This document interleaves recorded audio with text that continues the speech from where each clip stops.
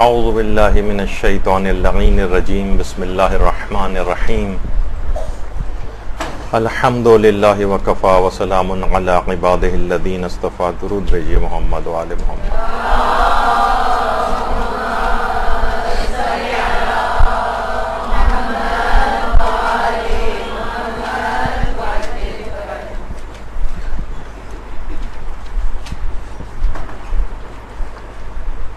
عقیق اور فیروزہ اور مختلف قیمتی پتھروں کے پہننے کے جو احکام ہیں اس پر ہماری گفتگو جاری تھی. فقہی احکام بیان ہو چکے تھے، ان کے فوائد فضائل اس کے متعلق بھی پچھلی دفعہ کافی گفتگو ہو چکی تھی. اب یہ بات ہوئی تھی کہ آخر یہ جو انگوٹھی ہے، نگینہ ہے، اس کے اوپر اگر کوئی نقش کندہ کروائیں تو اس سلسلے میں کیا تاریخ میں ملتا ہے، کس طرح کی چیزیں اس کی اثر پذیری کو بڑھانے کے لیے استعمال کی جا سکتی ہیں. دیکھیے، تمام صالح بندے، تمام مومنین ان پتھروں کو پہنتے ہیں، حتیٰ کہ تمام انبیاء کرام اور معصومین علیہم السلام بھی سب ان نگینوں کے اوپر کچھ نہ کچھ نقش کو کندہ کروایا کرتے تھے. بلکہ شیخ صدوق نے اپنی کتاب خصال میں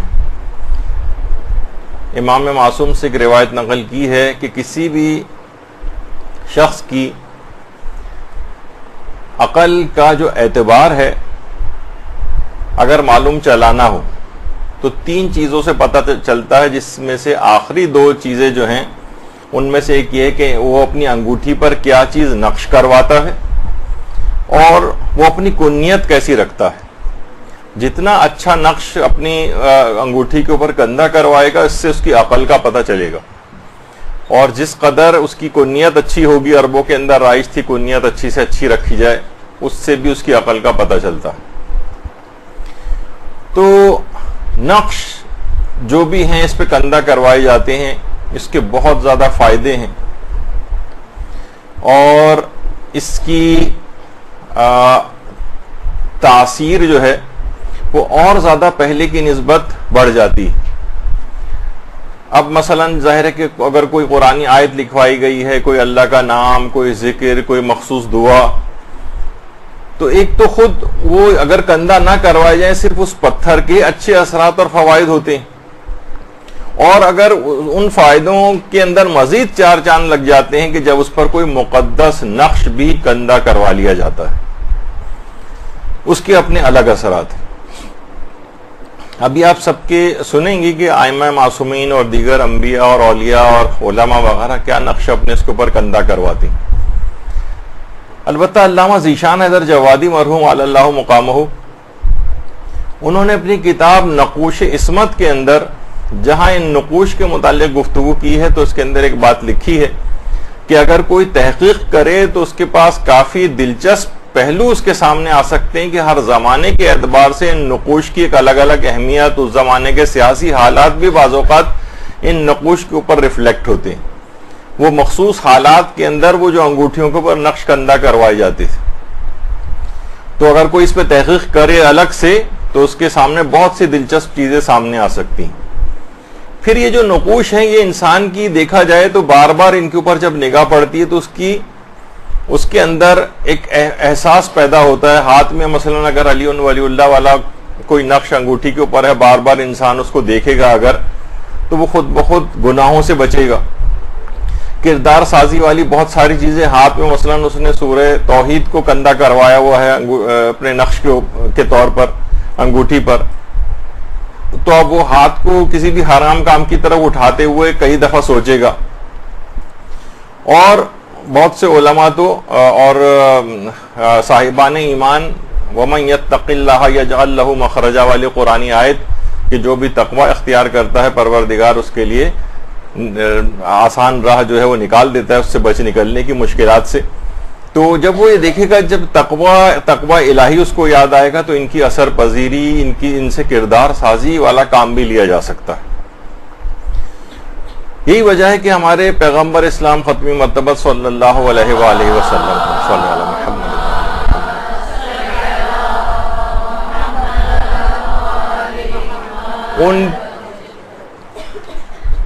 ان کے پاس بھی انگوٹھیاں ہوا کرتی تھیں. وسائل الشیعہ کے اندر اس کی جو 5ویں جلد ہے اس میں باقاعدہ یہ روایت ہے کہ رسول اللہ کے پاس متعدد انگوٹھیاں ہوا کرتی تھیں. اور ہمارے چھٹے امام یہ جملہ ارشاد فرماتے ہیں کہ پیغمبر اسلام کے پاس 2 انگوٹھیاں تھیں. ایک پہ لکھا ہوا تھا صدق اللہ اور دوسری انگوٹھی پہ لکھا ہوا تھا لا الہ الا اللہ محمد الرسول اللہ. اچھا، رسول اللہ کے ہاتھ میں جو انگوٹھی ہوتی تھی وہ مہر کے طور پر بھی پیغمبر استعمال کرتے تھے، جس کے اوپر محمد الرسول اللہ لکھا ہوتا تھا، اور ترتیب اس طرح سے تھی اس کی لکھائی کی. عام طور پر ملتا ہے کہ اللہ پھر رسول پھر محمد، جس طرح یہ ترتیب ہے تقریباً ایسی ترتیب ہوا کرتی تھی. اچھا، رسول اللہ کی انگوٹھی کی وجہ سے بہت سے لوگوں نے سوچا کہ ہم بھی اس طرح کی انگوٹھی بنوا کر پہن سکتے ہیں، ہمارے لیے بھی غالباً کوئی اس طرح کی بات ہو جائے گی اور فضیلت کا کوئی پہلو آ جائے گا اگر ہم یہ والی انگوٹھی پر نقش کندہ کروائیں. تو کچھ روایات ایسی ہیں کہ جس میں پیغمبر اسلام نے اس بات کو منع فرمایا ہے کہ ان کی انگوٹھی کا نقش جو ہے وہ کوئی اور شخص اپنے انگوٹھی پر کندہ نہ کروائے.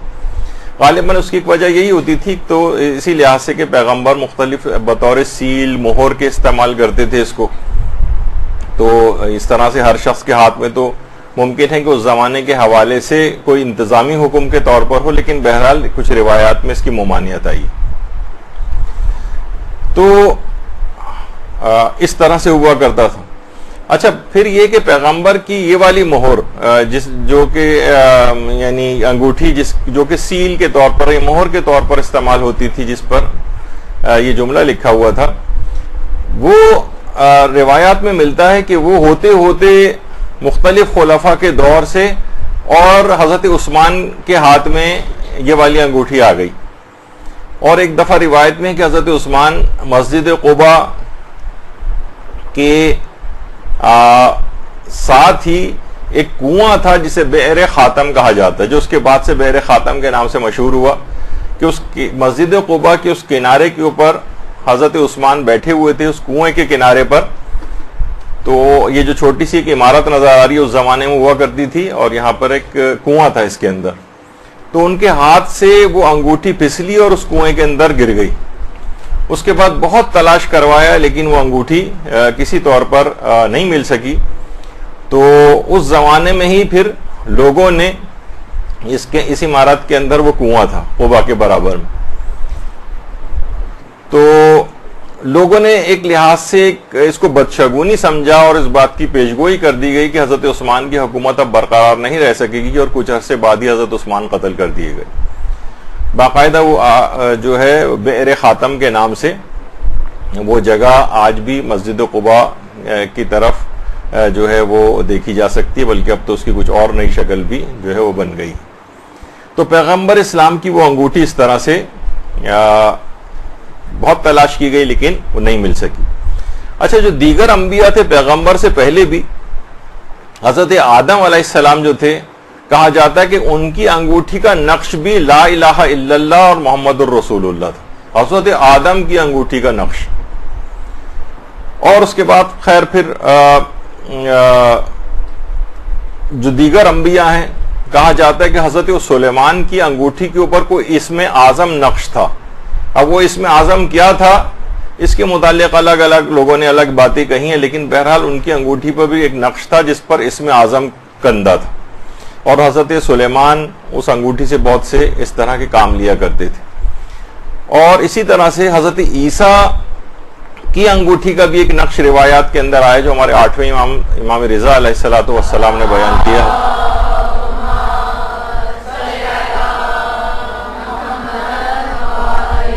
کہ خوشخبری ہے اس بندے کے لیے جس کو دیکھنے سے خدا یاد آئے، اور عذاب ہے اس شخص کے لیے جس کو دیکھنے سے خدا یاد نہ آئے. یہ باقاعدہ حضرت عیسیٰ کی انگوٹھی کا نقش تھا. اس کے بعد خیر پیغمبر اسلام کا دور آیا، اس کے بعد حضرت امیر المومنین علیہ السلام کا دور آیا. حضرت امیر کی انگوٹھی کے 3 نقش عام طور پر منقول ہیں. اللہ الملک و علی عبدہ، اللہ بادشاہ ہے اور علی اس کا بندہ ہے. اللہ الملک، صرف خدا ہی بادشاہ ہے.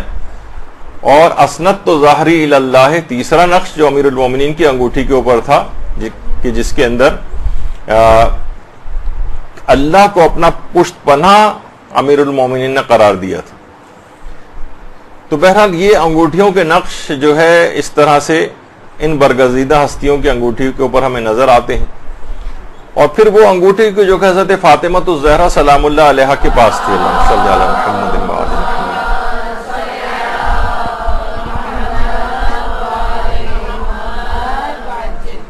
حضرت امام حسن عسکری علیہ الصلوۃ والسلام اپنے اجداد سے نقل کرتے ہیں کہ حضرت زہرا کے پاس ایک عقیق کی انگوٹھی ہوا کرتی تھی جو انہوں نے وقت شہادت امام حسن علیہ السلام کے سپرد کر دی تھی.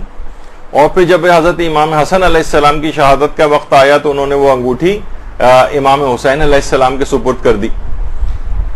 تو امام حسین فرماتے ہیں کہ میرا دل چاہتا تھا کہ والدہ گرامی کی وہ جو انگوٹھی ہے میں اس کے اوپر کوئی نقش کندہ کرواؤں.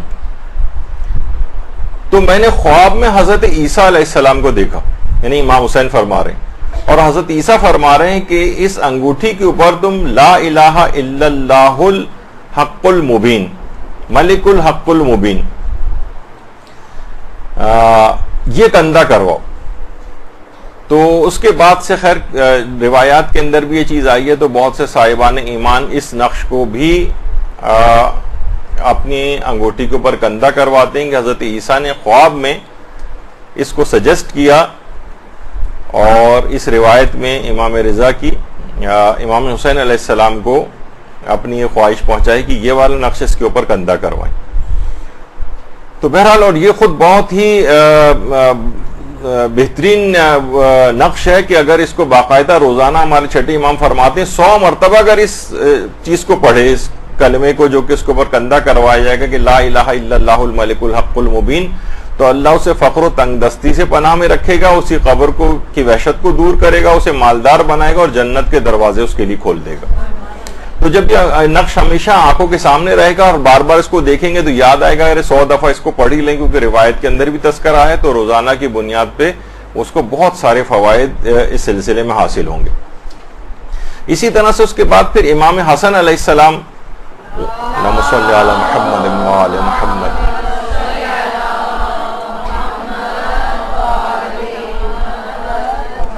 ان کی انگوٹھی کے اوپر العزت للہ، عزت اللہ ہی کے لیے.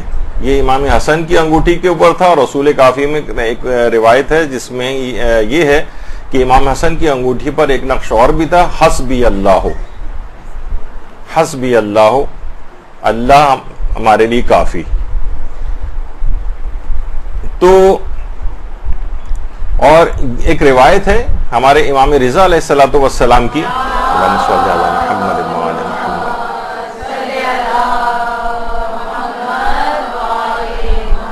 کہ امام حسین علیہ السلام کی انگوٹھی پر بھی حسبی اللہ نقش تھا. شاید یہ وہی انگوٹھی ہو جو کہ امام حسن سے امام حسین کے پاس آئی ہو، کیونکہ ان کی انگوٹھی کا نقش بھی روایت میں یہی ملتا ہے. اور دوسری انگوٹھی ان اللہ بالغ امرہ، اس کے اوپر یہ کہ بے شک اللہ اپنے حکم کو پہنچانے والا ہے، یہ ان کی انگوٹھی کے اوپر نقش تھا. تو یہ دونوں انگوٹھیاں پہنچی تھی. اس کے بعد ہمارے 5ویں امام اور ہمارے چوتھے امام اور 5ویں امام دونوں کے پاس. چوتھے امام کی انگوٹھی کے اوپر ایک نقش اور تھا جو کہ اصول کافی میں وما توفیقی الا باللہ، یہ چوتھے امام کی انگوٹھی کا نقش تھا. اور ایک اور بھی نقش تھا، وہ تھا چوتھے امام کا، خزیہ و شقیہ قاتل الحسین ابن علی، حسین ابن علی کا قاتل ذلیل و رسوا ہوا. یہ باقاعدہ چوتھے امام کی انگوٹھی کے اوپر ایک نقش تھا. اچھا، اسی طرح سے پھر خیر کیونکہ یہ والا نقش بھی صاحبان ایمان اپنی انگوٹھیوں کے اوپر بھی کندہ کرواتے. ہمارے یہاں خیر اتنا زیادہ اس کا رواج نہیں ہے، لیکن ایران عراق وغیرہ کے اندر باقاعدہ اس کو لکھنے والے افراد بھی ہیں اور یہ لکھے لکھائے بھی ملتے ہیں. اچھا اسی طرح سے ہمارے اب آ جائیے پانچویں امام، امام محمد باقر علیہ الصلوۃ والسلام.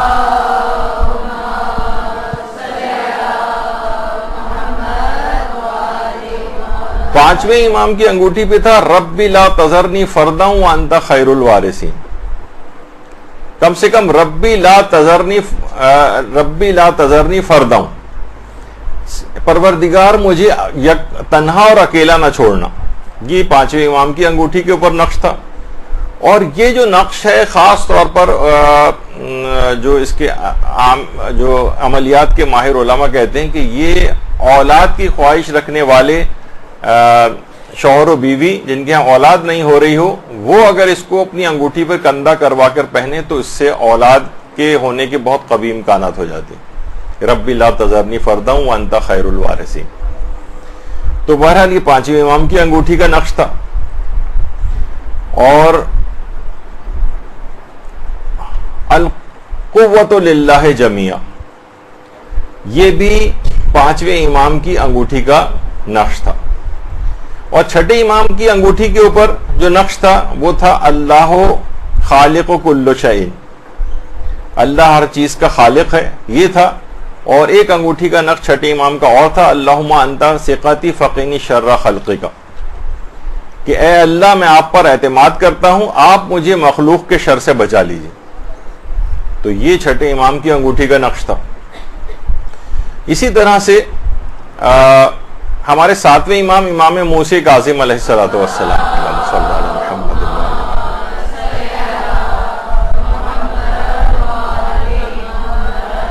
ان کی انگوٹھی کا نقش تھا الملک للہ وحدہ. اور ایک روایت میں یہ بھی کہ حسبی اللہ، یہ بھی امام موسیٰ کاظم کی انگوٹھی کا نقش تھا. شاید یہ وہی انگوٹھی ہے کہ جو کہ امام حسن سے اس طرح سے چلی آ رہی ہے دیگر ائمہ کے پاس بھی، کیونکہ یہی نقش لکھا ہوا ملتا. پھر اس کے بعد ہمارے آٹھویں امام، امام علی رضا علیہ الصلوۃ والسلام، صلی اللہ علیہ محمد.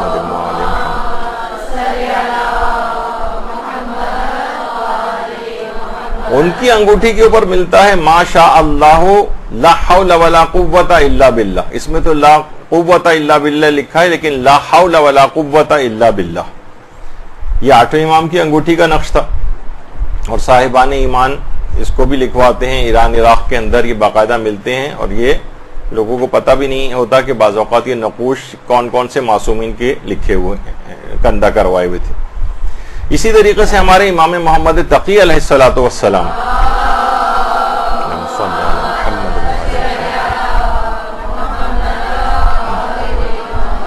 ان کی انگوٹھی کا نقش تھا حسبی اللہ حافظی.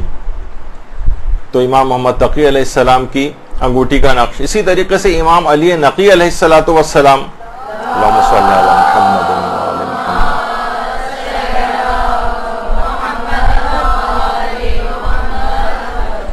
ان کی انگوٹھی کا نقش تھا اللہ ربی وہو عصمتی من خلقہ، اللہ میرا رب ہے اور وہی مجھے مخلوقات کے شر سے بچانے والا ہے. یہ ان کی انگوٹھی کا تھا نقش. اور ایک نقش اور بھی تھا حفظ العہود من اخلاق المعبود. یہ امام علی نقی علیہ السلام کی انگوٹھی کا نقش تھا کہ عہدوں کی حفاظت اور پاسداری کرنا یہ پروردگار کے اخلاقوں میں سے ایک اخلاق ہے. یہ ان کی انگوٹھی کا ایک نقش تھا. اسی طرح سے ہمارے 11ویں امام، امام حسن عسکری علیہ الصلوۃ والسلام،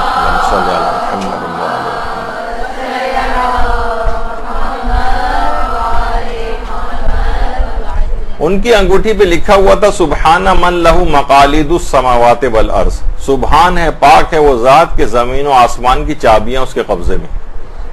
یہ ہمارے 11ویں امام کی انگوٹھی کا نقش تھا. اور اسی طریقے سے ہمارے امام زمانہ علیہ الصلوۃ والسلام،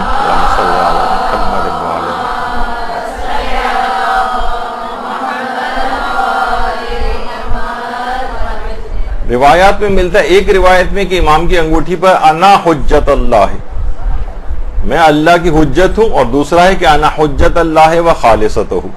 یہ دو جو ہیں امام زمانہ کی انگوٹھی کے اوپر نقوش موجود ہیں. اچھا صرف یہی نہیں بلکہ کہ ہمارے چاردہ معصومین علیہ السلام، بلکہ امام علی علیہ الصلوۃ والسلام کے والد گرامی حضرت ابو طالب علیہ السلام، اللہم صلی علی محمد وعلی محمد.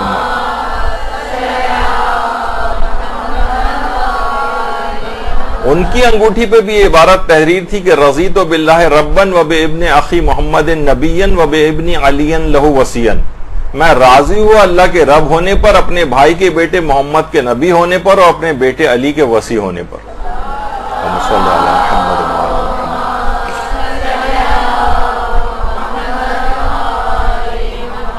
باقاعدہ کتاب الغدیر میں علامہ امینی نے اس کو لکھا ہے 7ویں جلد میں، اور تفسیر ابو الفتوح رازی جو ہے اس کی 4تھی جلد کے اندر یہ موجود ہے، اور یہ روایت ہمارے 8ویں امام علی رضا علیہ الصلوۃ والسلام سے۔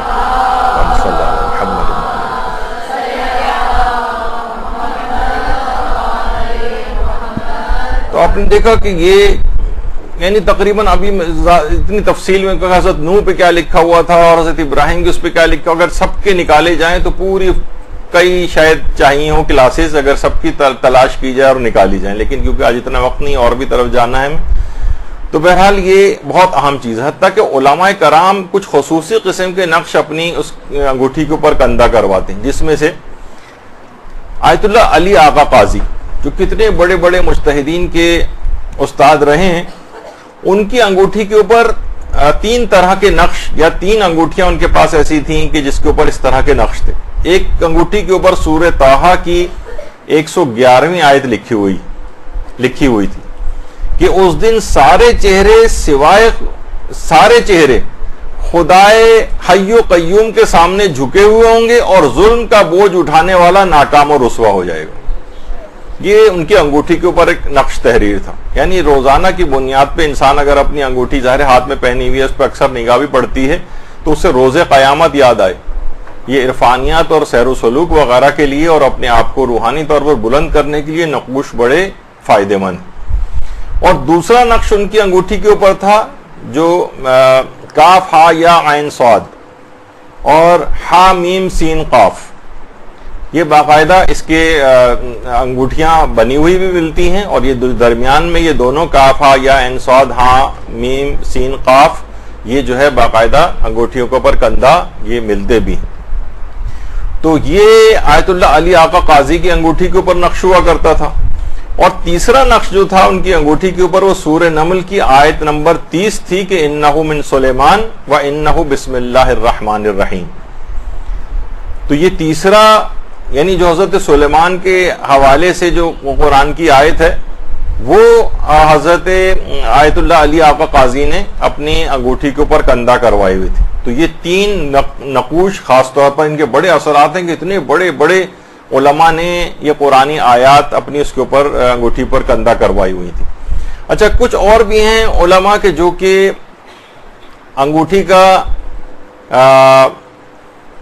نقش جو ہے وہ اپنی اس تربیت کے لیے اور اپنی یاد دہانی کے لیے اس طرح سے استعمال کرتے تھے کہ جیسے یہ دیکھیے جو انہ من سلیمان و انہ بسم اللہ الرحمن الرحیم، یہ جو ہے باقاعدہ انگوٹھیوں کے اوپر چھپا ہوا اور کندہ کیا ہوا ملتا بھی، جو علی آقا قاضی کی انگوٹھی پہ تھا یہ بھی ملتا ہے۔ تو اگر انسان اس لحاظ سے جا کر مختلف دکانوں کے اوپر دیکھے تو وہ اپنی اس طرح کی خواہش کو پورا کر سکتا ہے، بلکہ کئی بھی اگر کیونکہ بہت زیادہ قیمتی انگوٹھیاں تو نہیں ہوتی، لیکن سب کے اثرات حاصل کرنے کے لیے اگر متعدد انگوٹھیاں جب سونے وونے کی اتنی ساری آپ اپنے پاس چیزیں جمع کر سکتی ہیں، تو عقیق فیروزہ اور ان کے اوپر یہ والے نقوش والی انگوٹھیاں متعدد موقعوں پر الگ الگ کیوں نہیں پہنی جا سکتی۔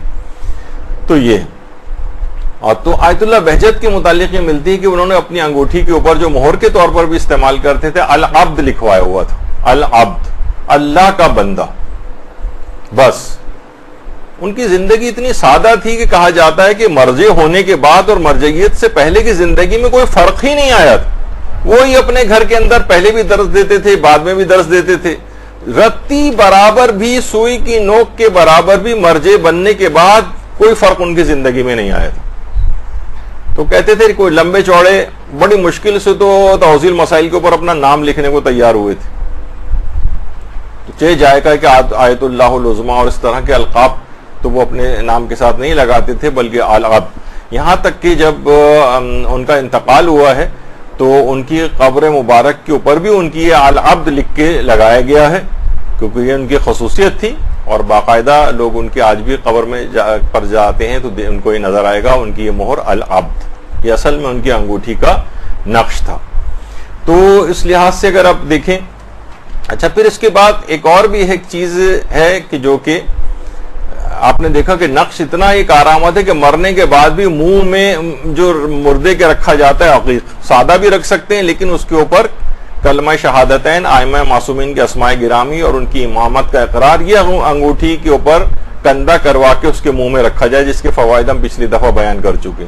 تو یہ بھی تو دیکھا جائے یہ نقشی تو ہیں، یہ نقش اماموں کے نام اور خدا کی وحدانیت اور پیغمبر کی رسالت کا اقرار، تو یہ خود مرنے کے بعد بھی یہ نقوش اس طرح سے کام آتی، تو ان کی بڑی اہمیت ہے. اسی طرح سے اب آ جائیے حرز جواد.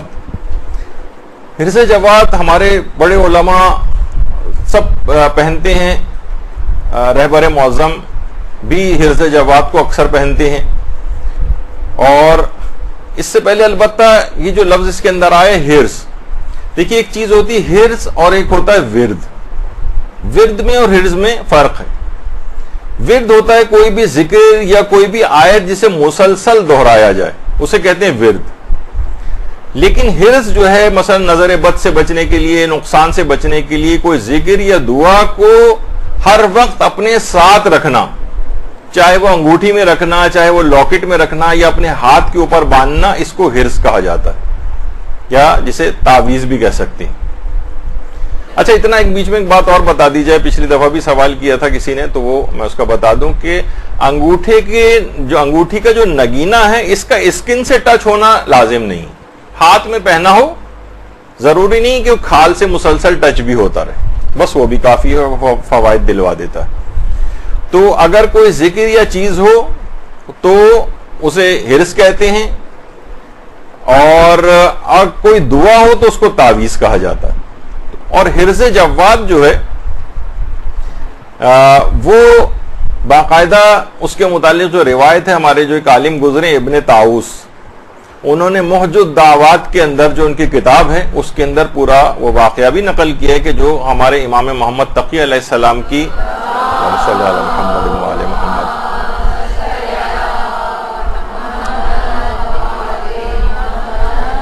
ان کی زوجہ جو کہ مامون کی بیٹی تھی اور امام کی دشمنی پر کمر بستہ تھی، اس نے مامون کے کان بھرے امام کے خلاف جا کر، اور مامون شراب کے نشے میں اس وقت مدہوش تھا، اس نے تلوار نکالی، امام کے کمرے میں آیا اور امام کے اوپر کئی وار کیے اور اپنے تئیں امام کو شہید کر دیا.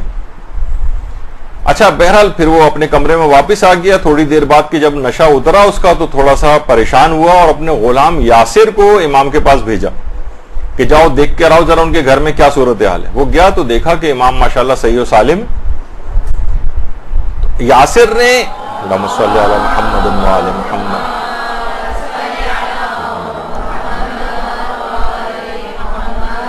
اچھا اس کا خاص غلام تھا. اس نے کہا کہ یہ کیسے ممکن ہو سکتا ہے کہ تلوار سے وار کی ہوں لیکن اتنے زیادہ یعنی کاری وار نہ ہوئے ہوں. اس نے بہانے سے کہا کہ امام اگر آپ اپنا یہ لباس جو آپ نے پہنا ہوا ہے اگر یہ مجھے تبرک کے طور پر آپ عنایت فرماتے ہیں تو بڑی مہربانی ہوگی. امام ظاہر کریم ابن کریم خاندان والے، انہوں نے جو ہے اپنا اوپری لباس اتارا اور اس کو دیا. تو یاسر دیکھ کر حیران ہو گیا کہ کسی بھی زخم کا کوئی ایک نشان بھی امام کے جسم کے اوپر نہیں تھا. اچھا، اب یہ غلام یاسر جیسے جا کر مامون کو ساری صورتحال بتائی، اور کچھ دن کے بعد جب مامون سے خود امام کی ملاقات ہوئی تو امام علیہ السلام نے مامون کو بھی یہ بات بتائی کہ میرے پاس ایک حرز تھا کہ جس نے میری حفاظت کی تھی، اور یہی جو ہے حرز یہ اللہ کے نام ہے اس کے اندر. اور یہ خاص حرز ایک تو تھوڑا سا تفصیلی بھی ہے، اور ایک کم سے کم یہ والا حرز جو کہ مفاتیح الجنان کے اندر بھی ہے، یہ تو انسان اس کو اپنے پاس رکھے، ابھی اس کی بھی تفصیل آتی ہے. اور اس کو لکھنے کے بھی اس کے کچھ خاص آداب ہیں. حرز جواد کو لکھنے کے کچھ خاص آداب بھی. سب سے پہلی بات تو علماء یہ فرماتے ہیں کہ بال پوائنٹ یا فاؤنٹین پین وغیرہ کی انک سے اس کو نہ لکھیں، اس سے اس کی اثر پذیری نہیں ہوتی. یا تو لکڑی کا قلم استعمال کریں یا کوئی ایسی پینسل کہ جسے کسی مسلمان نے بنایا ہو. تو عام طور پر کیونکہ اب یہ پتہ نہیں ہوتا کہ کیونکہ فرماتے ہیں اگر کوئی کافر کے قلم سے یا کافر کی بنائی ہوئی کسی چیز سے اگر اس کو لکھا جائے تو پھر حرز جواد کا فائدہ نہیں ہوتا. اور جس وقت حرز جواد لکھا جاتا ہے، یہ والی جو دعا ہے جو ابھی آپ کے سامنے تھی، یہ باوضو ہو کر لکھی جائے اور رو بقبلہ ہو کر لکھی جائے. اور اسے انگوٹھی کے اندر بھی حرز جواد کو رکھ سکتے ہیں. اس کو مثلاً آپ کسی کاغذ کے اوپر بھی لکھ سکتے ہیں, یا مثلاً کسی کپڑے پر لکھ کر بھی گھر میں رکھ سکتے ہیں, یا اپنے ہاتھ کی انگلی سے بچوں کی پیشانی کے اوپر بھی لکھ سکتے ہیں ان کی حفاظت کے غرض سے. تو آپ حیران ہوں گی کہ جو وہابی حضرات ہیں اگرچہ وہ تعویذ وغیرہ کو شرک سمجھتے ہیں, اور باقاعدہ اپنی کتابوں کے اندر انہوں نے اس کو لکھا ہے کہ جو مختلف قسم کے تعویذوں سے جو ہے مدد حاصل کرنا اور یہ سب کچھ شرک ہے, لیکن حرز امام جواد کو اور حرز امام علی ابن ابی طالب علیہ السلام کو وہابی حضرات بھی شرک نہیں سمجھتے, کہتے ہیں یہ شرک نہیں. تو بہرحال, اور آقا خوئی نے باقاعدہ منہاج الصالحین میں لکھا ہے کہ حرز جواد کو سونے یا چاندی کے اوپر کندھا کروا کر یا اس کا ایک کیس بنوا کر اس کے اندر کسی کاغذ پر لکھ کر بھی گھر میں بھی رکھ سکتے ہیں اور اپنے جسم کے ساتھ بھی رکھ سکتے ہیں. بس البتہ وہ ضرور ہے کہ مرد اگر سونے کی انگوٹھی وغیرہ کے اندر اس کو ظاہر نہیں پہن سکتے تو مرد یہ والی احتیاط کریں. لیکن بہرحال کسی بھی سونے اور چاندی میں کندھا کروا کے کسی جگہ گھر میں رکھنا ہے اگر حرز جواد کو, تو اس کے اندر رکھا جا سکتا ہے. اور آیت اللہ بہجت ظاہر لوگوں کو مختلف عملیات بتاتے تھے. تو ایک دفعہ خاتون نے آیت اللہ بہجت سے جو ہے یہ سوال دریافت کیا تھا کہ وہ سوتے سوتے ڈر جاتی. اچھا دیکھیے, ایک چیز ہوتی ہے عام طور پہ بچوں میں جسے نائٹ ٹیررز کہتے ہیں, بچے ایک دم سے سوتے سوتے جو ڈر جاتے ہیں, کوئی آبویس وجہ بھی نہیں ہوتی, آپ اکثر انہیں جھنجھوڑتے ہیں لیکن وہ بیدار بھی نہیں ہوتے, بس روئے چلے جا رہے ہیں, نائٹ ٹیررز کہلاتے ہیں. شروع میں تو ذرا ہوتا ہے, جیسے جیسے بچے کی عمر بڑھتی جاتی ہے ویسے وہ خود بخود ٹھیک ہوتا جاتا ہے, لیکن وہ بعض اوقات بڑی پریشان کن صورتحال ہو جاتی ہے گھر والوں کے لیے. تو آیت اللہ بہجت نے اس عورت کو بتایا جو خواب میں اس طرح سے ڈر جاتی تھی. کہا کہ تم چاروں قل پابندی کے ساتھ تلاوت کیا کرو, خاص طور پر معوذتین سورہ فلق اور سورہ ناس کی جو تلاوت خاص طور پہ کرو. اور پھر بھی اگر یہ تمہاری تکلیف رفع نہ ہو, یہ خواب میں ڈر جانے والی, تو پھر تم حرز جواد کو اپنے ہاتھ پر باندھو. یہ باقاعدہ آیت اللہ بہجت نے جو ہے یہ خاص طور پر اس چیز کے لیے بھی حرز جواد کو تاکید کیا. اور اسی طریقے سے حجت الاسلام فرحزاد جو ایک مشہور عالم دین ہے ایران میں, وہ آیت اللہ بہاؤالدینی کے متعلق یہ بات بتاتے ہیں جو بہت ہی عارف گزرے. وہ کہتے ہیں, خود آیت اللہ بہاؤالدینی فرماتے تھے کہ ایک شخص کے سر پر ایک بہت بڑا پتھر اس کے سر پر آ گرا, لیکن اس کو کوئی بھی نقصان نہیں ہوا. سب لوگ حیران رہ گئے, اتنا بڑا پتھر ایک بلندی سے کسی شخص کے سر پر آ کر گرے اور اسے خراش تک نہ آئے. معلوم چلا, تحقیق کی گئی تو حرز جواد اس شخص کے پاس نکلا. تو یہ اس طرح کی بہت ساری چیزوں سے بچانے والا بہت مجرب ہے. آیت اللہ بہاؤالدینی بھی بات بیان فرماتے تھے, اور آج بھی لوگ جو ہیں حرز جواد کو اس کو کر کے اپنی انگوٹھی کے اندر جو ہے وہ رکھواتے ہیں. باقاعدہ ایران سے یہ سب ملتی ہیں, اور علماء حضرات بھی اس کو جو ہے وہ پہنتے ہیں. ایران وغیرہ کے اندر تو یہ بہت کامن ہے, یہاں تو اتنا نہیں ملتی ہے, لیکن اس کے اندر یہی ہوتا ہے کہ بعض اوقات حرز جواد لکھ کے اس کو فولڈ کر کے کسی بھی اس کیس وغیرہ کے اندر کر کے اپنے گلے میں بھی لٹکا سکتے ہیں اور گھر میں بھی کسی جگہ پر رکھ سکتے ہیں. تو اس کے اندر یہ سب چیزیں ہوتی ہیں. بعض اوقات انگوٹھی کے جو نگینہ ہے اس کے اندر بھی اس طرح کی چیزیں اور دعائیں وغیرہ عام طور پر رکھی جاتی ہیں. تو بہرحال آپ نے دیکھا کہ یہ رہبر معظم بھی اس کو جو ہے وہ پہنتے ہیں کیونکہ ان سب چیزوں کی بڑی تاکید ہے. اچھا, ایک بات اس میں اور بیان کر دی جائے. ہمارے یہاں عام طور پہ ہوتا ہے کوئی شخص بیمار وغیرہ ہوتا ہے تو اس کے ہاتھ سے یہ سب چیزیں ہسپتال والے بھی اتروا لیتے ہیں, اور گھر میں بھی کوئی ہوتا ہے اس کو اتروا لی جاتی ہیں. لیکن علماء حضرات جو ان چیزوں کی اہمیت سے واقف ہیں کہ بیماری کی حالت میں بھی سب چیزیں بہت فائدہ پہنچاتی ہیں. آیت اللہ ہاشمی شہرودی یہ جب بیمار ہوئے تھے تو اس وقت بھی ان کے ہاتھ میں اس طرح سے عقیق کی انگوٹھی رہا کرتی تھی. تو اور یہ سب چیزیں جو ہیں ان کے جو اثرات اور اس کے اعتبار سے رہبر معظم بھی مختلف قسم کی اہم ترین جو میٹنگز ہوتی ہیں اس کے اعتبار سے بھی نگینوں کا کچھ انتخاب کرتے ہیں جو کچھ وہاں کے افراد ہیں ان کے وہ بتاتے ہیں. تو بہرحال دیکھیے یہ سب چیزیں ایسی ہیں کہ جو کہ انسان کو چاہیے کہ وہ دیکھے علماء کی سیرت کا. میں اس وجہ سے ان کے اندر اتنی تفصیل کے اندر بھی گیا کہ ہمارے ہاں آج کل ان چیزوں کا مذاق اڑایا جانے لگا ہے, ان کو کفر اور شرک سے تعبیر کیا جانے لگا ہے. کہا جاتا ہے کوئی خاص ان کی اہمیت نہیں ہے, بس ایک پہننا مستحب ہے. جیسے وہی خلیفہ ثانی والا جو جملہ تھا کہ پتھر تو کوئی فائدہ اور نقصان پہنچانے والا نہیں, بس رسول اللہ نے کیونکہ بوسہ دیا تھا اس وجہ سے میں تجھے بوسہ دے رہا ہوں. تو کہتے ہیں کہ جسٹ ایک سمپل مستحب ہے, باقی کوئی اس کے اثرات وغیرہ نہیں. تو اچھا اب دیکھیے, جیسے کہ میں نے پہلے بتایا تھا کہ رہبر خود ان مختلف قسم کے نگینوں کو پہنتے ہیں, اور پچھلی دفعہ بھی یہ بات آئی تھی کہ وہ کوئی معاذ اللہ ایک سادہ طبیعت کے شخص ہے, اور یہ نہیں کہ وہ معاذ اللہ کوئی شو بازی وغیرہ کے اندر جس طریقے سے عام طور پر خواتین کو مختلف انگوٹھیاں جمع کرنے کا شوق ہوتا ہے اس طرح سے کوئی کریں گے, بعید ہیں ان کی شخصیت سے. تو یہ تمام چیزیں کیا ہیں, ان سب کے فوائد ہیں, ان سب کے لیے روایات آئی ہیں, اور علماء کی ایک سیرت اور بھی ہوتی ہے جو کہ ہم, وہ ظاہر ہے کہ وہ تو اپنے آپ کو اس کو ظاہر نہیں کرتے, کہ جو بھی احادیث ہیں یعنی جس کے اندر کوئی بھی فائدہ بتایا گیا ہے, ثواب بتایا گیا ہے, کوئی بھی نیک کام بتایا گیا ہے, تو اس حوالے سے ایک ایک دفعہ ہی کیوں نہ صحیح, کم سے کم اس کے اوپر ایک ایک دفعہ زندگی میں عمل کر لیا جائے, تاکہ روحانیت کے وہ تمام پہلو ہر لحاظ سے مکمل ہو جائیں. کہ جو مثلا ہو سکتا ہے کہ بہت سی چیزیں جو بتائی گئی اگر ہم نے مثلا نہیں پہنی تو وہ آثار, برکات اور فوائد اس سے بھی گویا محروم ہو گئے, اور حدیث کے اس حکم پر بھی عمل نہیں ہوا جو کہ اس میں بیان کی گئی تھی بات. تو اسی طریقے سے ظاہر ہے وہ عقیق قرمز بھی پہنتے ہیں, عقیق زرد بھی پہنتے ہیں, اور یہ جو در نجف پہنتے ہیں, حدید سینی پہنتے ہیں, فیروزہ پہنتے ہیں, یاقوت پہنتے ہیں. اس کے علاوہ ایک اور عقیق بھی ہے جسے عقیق شرف الشمس کہا جاتا ہے, اس پہ ہماری تھوڑی سی ابھی گفتگو ہوگی. عقیق شرف الشمس, دیکھیے عقیق شرف الشمس ایک خاص تعویذ ہے, اور یہ اس کے اوپر کندہ کروایا جاتا ہے عقیق زرد کے اوپر, اس پہ خاص قسم کا نقش ہے. اچھا رہبر خیر اس کو بھی پہنتے ہیں, اور حضرت رہبر جو ہیں وہ اپنی انگوٹھیوں کے اوپر جو مختلف قسم کے نقوش انہوں نے تحریر کروائے ہوئے ہیں, ان میں ایک نقش ہے یا علی ابن ابی طالب, یہ ایک نقش ہے, اور ایک اور نقش ہے یا ظافر. یا ظافر, ظافر یعنی اے فتح مندی دینے والے.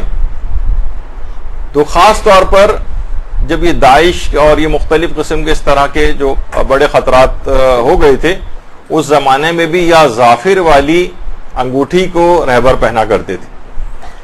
اور شام میں جب بی بی کے روضے کے اوپر جو ہے وہ حملہ ہو رہا تھا اور بہت زیادہ وہاں پہ خطرات تھے, تو رہبر نے یا زینب کبریٰ کے نام سے بھی ایک عقیق کی ایک انگوٹھی جو ہے وہ پہننا شروع کی تھی. اور خاص طور پر جس دن امام حسن عسکری کی پیدائش والا دن تھا, اس دن یا زینب کبریٰ کندہ کی ہوئی انگوٹھی پہنی تھی پہلی دفعہ. اسی طرح سے ان کی ایک انگوٹھی کے اوپر یا امیر المؤمنین, یہاں یا زینب کبریٰ پھر لوگوں نے بھی لکھوانا شروع کیا, اور ان کی دیگر جو انگوٹھیاں اس پہ کسی پہ یا امیر المؤمنین لکھا ہوا ہے, اور ایک انگوٹھی پہ لکھا ہوا ہے صلی اللہ علیہ کا یا علی ابن ابی طالب. اللہم صلی علی محمد و علی محمد.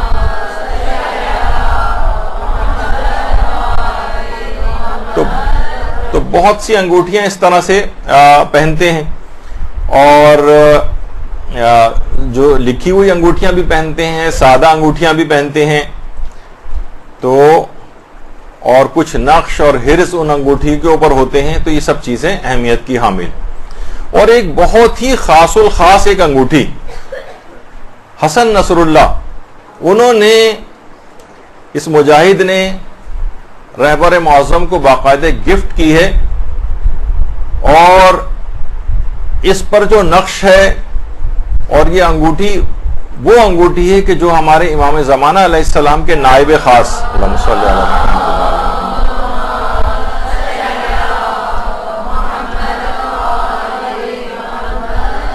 وہ انگوٹھی جو کہ عثمان ابن سعید جو امام زمانہ علیہ السلام کے پہلے نائب تھے, جن کی بغداد میں ان کا روضہ بھی ہے، جو امام علی نقی علیہ السلام کے بھی وکیل تھے، اور ان کی شہادت کے بعد امام حسن عسکری علیہ السلام کے وکیل رہے، اس کے بعد حضرت حجت کے نائب خاص بنے، اور 5 سال تک امام زمانہ علیہ السلام کے نائب ہونے کے بعد پھر انتقال فرمایا تھا۔ ان کی انگوٹھی کے اوپر جو نقش کندہ تھا وہ تھا عدتی یوم الوعید عثمان ابن سعید، اے قیامت کے دن میری پناہ گاہ، انہوں نے اپنی انگوٹھی کے اوپر لکھوایا ہوا تھا۔ اچھا، باقاعدہ جب یہ گفٹ انہوں نے بھجوایا حسن نصر اللہ نے، تو اس کے ساتھ اپنے ہاتھ سے لکھا ہوا ایک خط، اور وہ خط بھی بھیجا، اور اس خط میں انہوں نے یہ بات لکھی کہ مجھے یہ انگوٹھی ایک بہت ہی ماہر شخص نے مجھے تحفے میں دی ہے، اور یہ انگوٹھی 200 سے 250 ہجری کے درمیان کی ہے، اور یہ بہت خاص نوادرات میں سے ہے، اور یہ امام زمانہ کے سب سے پہلے نائب عثمان ابن سعید العمری کی ہے، اور اس پر جو فقرہ کندہ ہے عدتی لیوم الوعید عثمان ابن سعید، یعنی امام زمانہ کے سفیر، انہوں نے یہ لکھا خط کے اندر کہ امام زمانہ کے سفیر کی یہ انگوٹھی میں آج کے دور کے امام زمانہ کی نائب کی خدمت میں ہدیہ کرتا ہوں۔ صلی اللہ علیہ محمد۔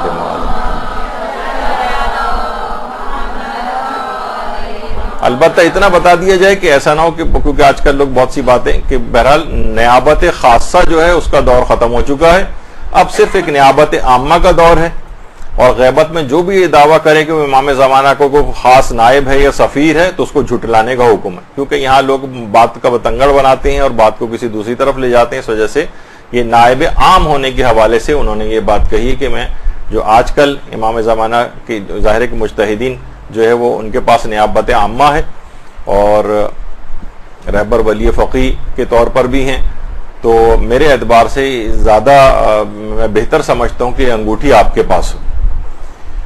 تو بہرحال اب ایک نقش ہے کہ جو کہ حضرت رہبر اس کو پہنتے ہیں، اور یہ زرد عقیق کے اوپر یہ نقش کندہ ہے جسے شرف الشمس کہا جاتا ہے، عقیق شرف الشمس کے نام سے بھی مشہور ہے، اور البتہ یہ کوئی پتھر یا نگینہ نہیں ہے۔ لوگ عام طور پر کہتے ہیں کہ بھائی ہمیں عقیق شرف الشمس دو، تو وہ سمجھتے ہیں کہ شاید زرد رنگ کا بس ایک عقیق ہوگا، نہیں، عقیق کا نام شرف الشمس نہیں ہے، بلکہ شرف الشمس ایک کچھ تعویذ ہیں، کچھ خاص حروف اس طرح کے لکھے ہوئے ہیں جو کہ حضرت امیر المومنین علیہ الصلوۃ والسلام سے منسوب ہیں۔ صلی اللہ علیہ محمد وآلہ محمد۔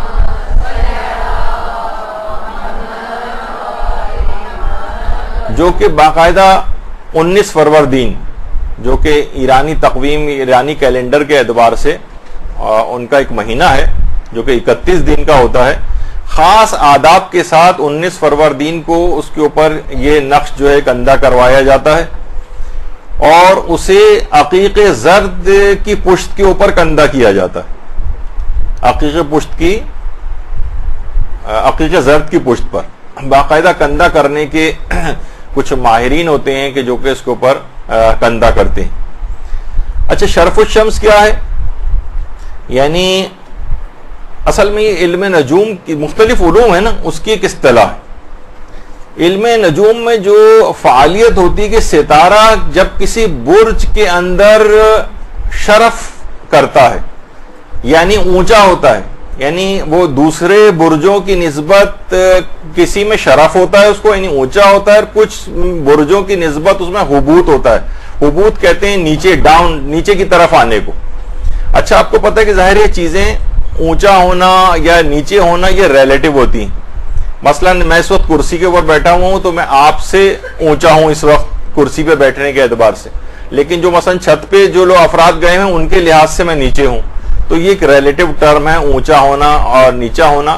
تو شرف اور حبوط یہ دو ہیں۔ جب بھی آپ نے سنا ہوگا ایک چیز کہ حضرت آدم کا جنت سے نیچے زمین کے اوپر آنا، اس کو حبوط آدم کہا جاتا ہے۔ حبوط گول ہے بے واو توئے، حبوط آدم۔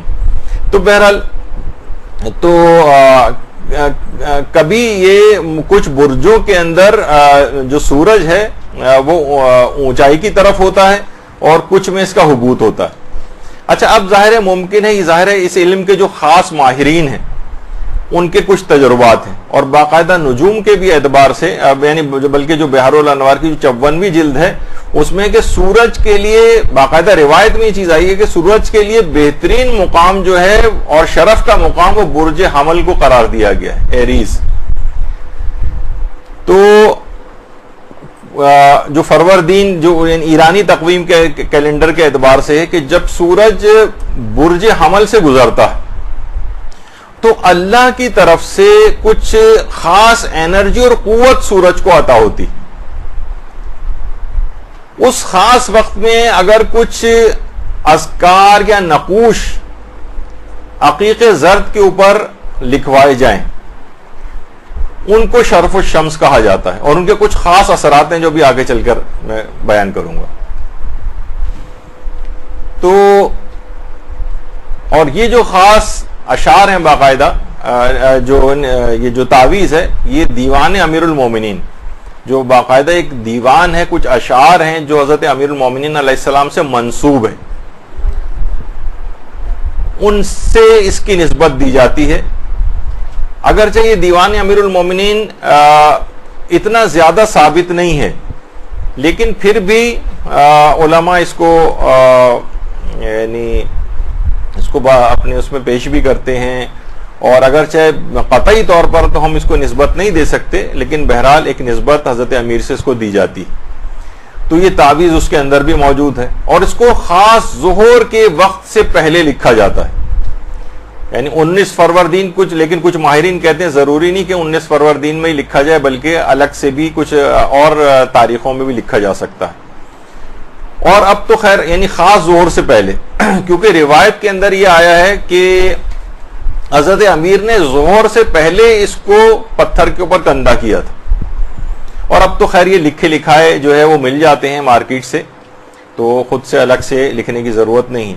اچھا جو ماہرین ہیں اس علم کے، دیکھیے یہ علوم غریبہ کہلاتے ہیں. علوم غریبہ دیکھیے ہر چیز کا ایک الگ علم ہے. مثلا آپ فزکس کی چیزیں ہیں کچھ ایسی، تو وہ فزکس کے ماہر سے آپ پوچھیں گی. تو اسی طریقے سے کچھ چیزیں ایسی ہیں جو کہ یہ اس قسم کے جو خاص علوم ہیں یہ اس علوم کے جو ماہرین ہیں ان سے پوچھنے والی. مثلا جو اس علم کا ماہر نہیں ہے وہ تو کہے گا کہ یہ بیکار چیزیں ہیں، ان میں کوئی چیز رکھی ہوئی نہیں ہے. مثلا یہ بھی فقہ کا بھی موضوع نہیں، فقہ اس چیز کو ڈسکس نہیں کرتی. تو جو فقیہ ہوتا ہے وہ اپنے معیارات سے چیز کو دیکھتا ہے، اور جو علوم غریبہ کے ماہرین ابھی آگے چل کے مثالیں میں علماء کی دوں گا کہ وہ اس کو کس طرح سے سمجھتے ہیں. تو جو اس علم کے ماہرین ہیں وہ یہ کہتے ہیں کہ اس وقت کاسمک ویوز، یہ جب یعنی سورج برج حمل سے گزرتا ہے 19 فروردین کو 19ویں جو ہے درجے میں، تو کاسمک ویوز جو ہیں یہ زمین کے اوپر خاص طرح سے اثر انداز ہوتی ہیں. ان کاسمک ویوز وہ جو ایک انرجی ہے، اگر ایک مناسب میڈیم سے گزار کر اس کو ہم جذب کر لیں تو اس سے بہت سارے فوائد کو حاصل کر سکتے ہیں. تو لہٰذا جب یہ سورج جس کو شمس کہا جاتا ہے جب یہ برج حمل سے 19ویں درجے کے اندر گزرتا ہے تو اس وقت خاص شرفی قوت اس کو ملتی. اچھا پچھلے سال جو 2018 گزرا ہے، اس میں 18 اپریل سے لے کر 19 اپریل کے درمیان جو ہے سورج یہاں سے گزرا تھا، اور جو اب 2019 ہی چل رہا ہے ابھی، اس میں اگلے ہی مہینے 8 اپریل سے 9 اپریل کے درمیان، یعنی 8 اپریل کو صبح 8 بجے سے لے کر 9 اپریل کو صبح 8:30 بجے تک کے درمیان سورج برج حمل میں 19ویں درجے سے گزرے گا. تو جو اس کے علم کے ماہرین ہیں وہ اس خاص موقع پر کچھ خاص شرائط کو خیال رکھتے ہوئے یہ حرز شرف و شمس عقیق زرد کے اوپر کندہ کریں گے. وہ کہتے ہیں اس موقع پر خاص ایک شرفی قوت جو ہے یہ حاصل ہوتی ہے، اور بڑے اثرات ہیں اس کے کہ علماء تک اس کو اس انداز سے جو ہے وہ پہنتے ہیں. تو اچھا اب اس کی اگر تھوڑی سی ہم اس کے اوپر اگر دیکھ لیں کہ یہ بات جو آئی کہاں سے، تو علامہ کفمی جن کی لبنان میں ان کی قبر مبارک ہے، جو ہمارے عملیات کی اور دعاؤں کے بڑے اوتھینٹک عالم سمجھے جاتے ہیں، علامہ ابراہیم کفمی. انہوں نے کتاب لکھی ہے مصباح الکفمی کے نام سے مشہور ہے. اس کے حاشیے میں لکھا ہے کہ میں نے اس حرص کو، یہ شرف الشمس کو علماء شیعہ کی کتابوں میں لکھا ہوا دیکھا ہے، اور اس حرص کو باقاعدہ حضرت امیر سے نسبت دی گئی کہ جب حضرت امیر علیہ السلام جب جہاد کے لیے جا رہے تھے تو ایک جگہ رستے میں آرام کرنے کے لیے لیٹے تو ایک پتھر کے اوپر اس حرص کو کندہ کیا اور کہا کہ یہ میری فتح مندی کا رمز ہے، یعنی یہ اشارہ، یہ جو حرص میں نے لکھا ہوا ہے اب اس جنگ کے اندر مجھے فتح یابی نصیب ہوگی. تو علامہ کفمی نے اس کو لکھا ہے، البتہ اس کی کوئی سند نقل نہیں کی. تو علماء فرماتے ہیں کہ بہرحال اس کے کچھ خاص آداب ہیں، باوضو ہو کر جو ہے اس کو جو ہے وہ لکھا جائے، نجاست کی حالت میں کہتے ہیں کہ اس کو نہ لکھا جائے، اور یہ آپ کے پاس نجاست کی حالت میں بھی نہ ہو تو بہتر ہے، یعنی آپ نجس نہ ہو اس وقت. اور اس کے اوپر جب یہ پہنا جاتا ہے تو اس وقت یا جب کندہ کیا جاتا ہے اس وقت دعائے شرف الشمس جو ہے یہ لکھی جاتی ہے، پڑھی جاتی ہے. اس وقت یہ دعا پڑھی جاتی ہے، تو اس وقت یہ دعا پڑھی جائے. اور بہت سی جگہوں کے اوپر تو ایران میں باقاعدہ اس خاص تاریخ میں جبکہ سورج وہاں سے گزرتا ہے اس دعا کو الگ سے پڑھا بھی جاتا ہے، لوگ بیٹھ کر پڑھتے بھی ہیں. لیکن ہمارے ہاں اس طرح کی کسی بھی چیز کا، روحانیت کو بڑھانے والی کسی چیز کا کیونکہ رواج نہیں ہے، بلکہ مذاق اڑایا جاتا ہے ان چیزوں کا، اس وجہ سے ان چیزوں سے ہم محروم ہیں. دعا باقاعدہ پڑھی جاتی. اچھا، آیت اللہ حسن زادہ عاملی، آیت اللہ حسن زادہ عاملی بعض دعاؤں کے ساتھ اوپر یہ حرز شرف الشمس جو ہے اس کو خود تحریر فرماتی، ان کی اپنی تحریر ہے، اپنی ہینڈ رائٹنگ میں نیچے دستخط بھی ہیں ان کے باقاعدہ. آیت اللہ حسن زادہ عاملی جو ہے عالم ذو الفنون کہلاتے ہیں، یعنی اتنے زیادہ علوم و فنون اس جو زمانہ، اتنے الگ الگ قسم کے علوم و فنون کسی کے پاس نہیں جتنے آیت اللہ حسن زادہ عاملی کے پاس. الگ سے جو علوم غریبہ ہیں، علم الاعداد ہے، جفر اور اس طرح کی بہت ساری چیزیں جو ہیں ان کے بہت بڑے ماہر ہیں حسن زادہ عاملی. تو یہ باقاعدہ اس کو خود لکھتے ہیں، وہ اس کے اوپر تحریر اس طرح سے فرماتے ہیں. اور عموماً اس کو عقیق زرد کے اوپر لکھا جاتا ہے، عقیق زرد کے اوپر، اور باقاعدہ اس کو کندہ کیا جاتا ہے. اور عقیق زرد کے ساتھ ساتھ اس کو عقیق سرخ کے اوپر بھی لکھتے ہیں، کیونکہ دیکھیے عقیق سرخ جو ہے خاص طور پر کشادگی رزق کے حوالے سے بھی ہے، تو اگر عقیق سرخ کے اوپر بھی لکھا جائے تو یہ الگ سے اس کے لیے بھی فائدہ مند ہے رزق کے حوالے سے بھی. اور کچھ لوگ وَمَن يَتَّقِ اللَّهَ يَجْعَل لَهُ مَخْرَجًا والی دعا بھی جو قرآنی آیت ہے وہ بھی اس کے اوپر لکھتے ہیں. اور جب لکھا جا رہا ہوتا ہے اس وقت ایام سعادت جو ہیں، نیک دن، ان کا بھی خیال کیا جاتا ہے. اچھا، بہت سے خواتین اس کو لاکٹ، عقیق زرد کے اوپر جو اس کا ایک لاکٹ بنا کر اس پہ حرز شرف الشمس لکھوا کر یا کندہ کروا کے اس کو بھی پہنتی. البتہ اتنا بتا دیا جائے کہ ابھی آگے چل کر اس کا ذکر آئے گا کہ ان حروف یہ جو اوپر اس کے نشانات بنے ہوئے ہیں اس سے مراد کیا ہوتی ہے. یہ سمجھیں کلاسک کوڈ ورڈ ہیں اس کے.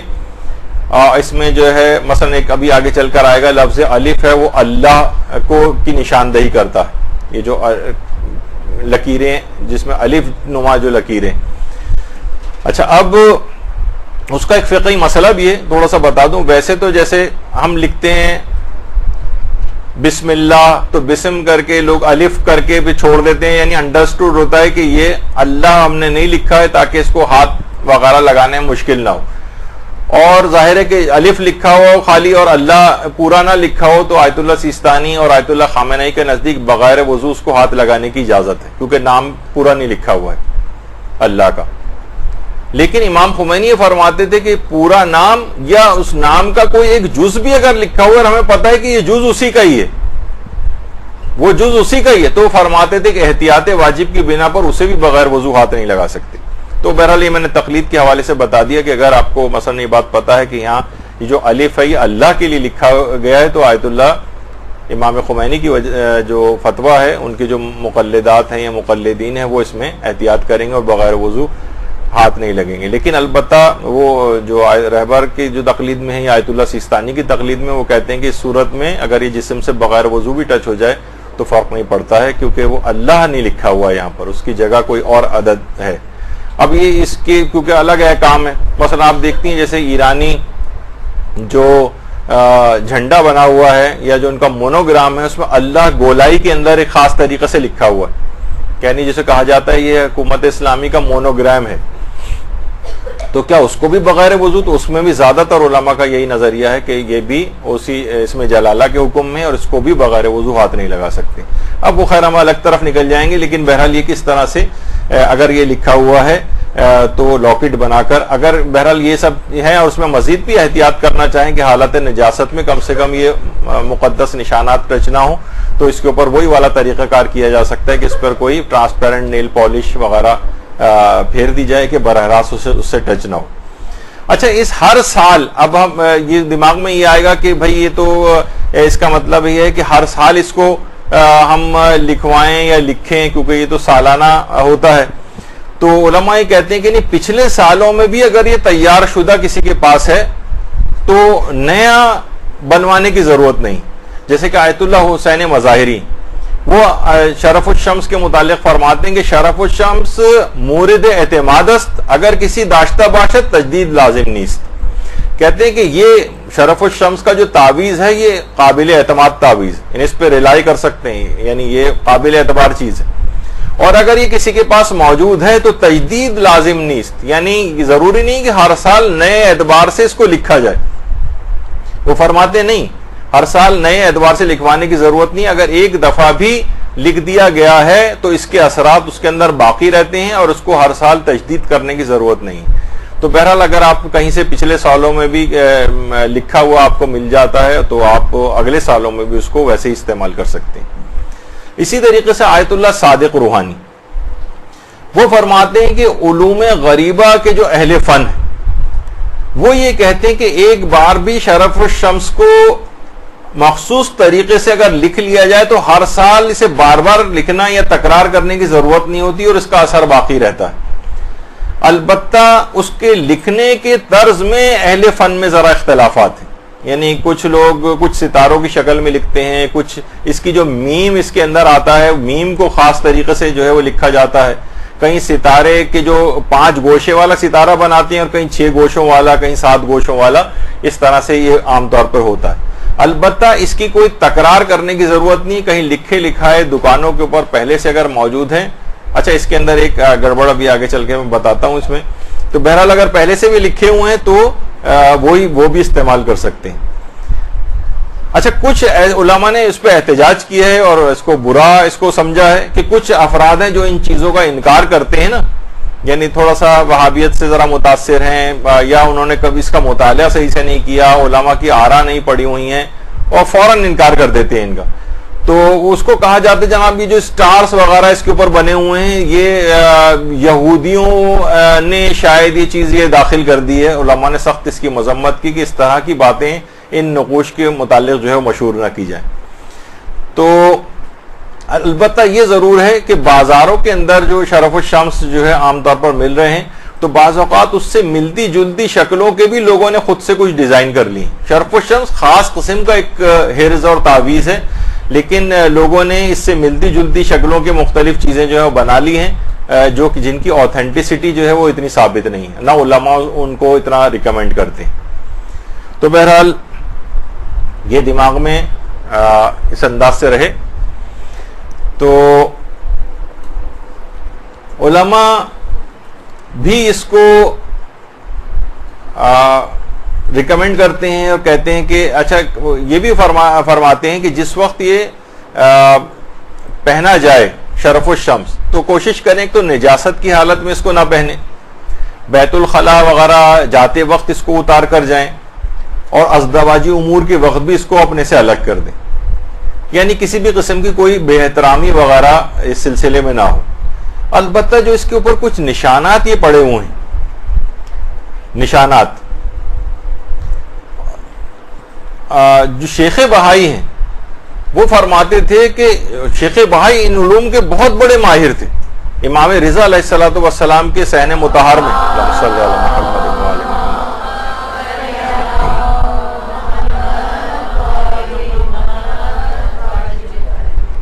ان تمام علوم کے بے تحاشا ماہر تھے۔ ایک دفعہ میں نے بہت پہلے بتایا تھا کہ شیخ بہائی نے ایران کی جو سرحدیں ہیں وہاں کچھ خاص تعویذ لکھ کے سرحدوں کے نیچے دفن کروائے تھے کہ اس کو کوئی نقصان نہ پہنچے۔ تو ہم دیکھتے آ رہے ہیں کہ بہرحال بہت ساری چیزیں ایسی ہیں کہ کتنی عالمی سازشیں ہوتی ہیں، لیکن ماشاءاللہ ایران اس سے نکل آتا ہے باہر۔ تو فرماتے تھے اس میں اعظم صغیر ہے شرف الشمس میں، شیخ بہائی فرماتے تھے۔ تو اب ظاہر ہے اس میں اعظم صغیر کیونکہ اللہ کے نام ہیں، اور اس میں جو حروف مختلف ہیں ان میں اللہ کے نام کی طرف جو ہے وہ مبادرت ہوتی۔ اچھا، کتابوں میں شرف الشمس کے مختلف قسم کے جو نقوش ہیں، جیسے بہت سی جگہوں کے اوپر یہ بھی ہے کہ اس میں الف سے جو ہے اللہ مراد ہے، جہاں جیم ہے اس سے جمیل مراد ہے، رے سے رحمان مراد ہے، اور میم سے مومن مراد ہے، نون سے نور مراد ہے، جو اللہ کے مختلف نام ہیں، اور ان میں اس میں اعظم صغیر۔ تو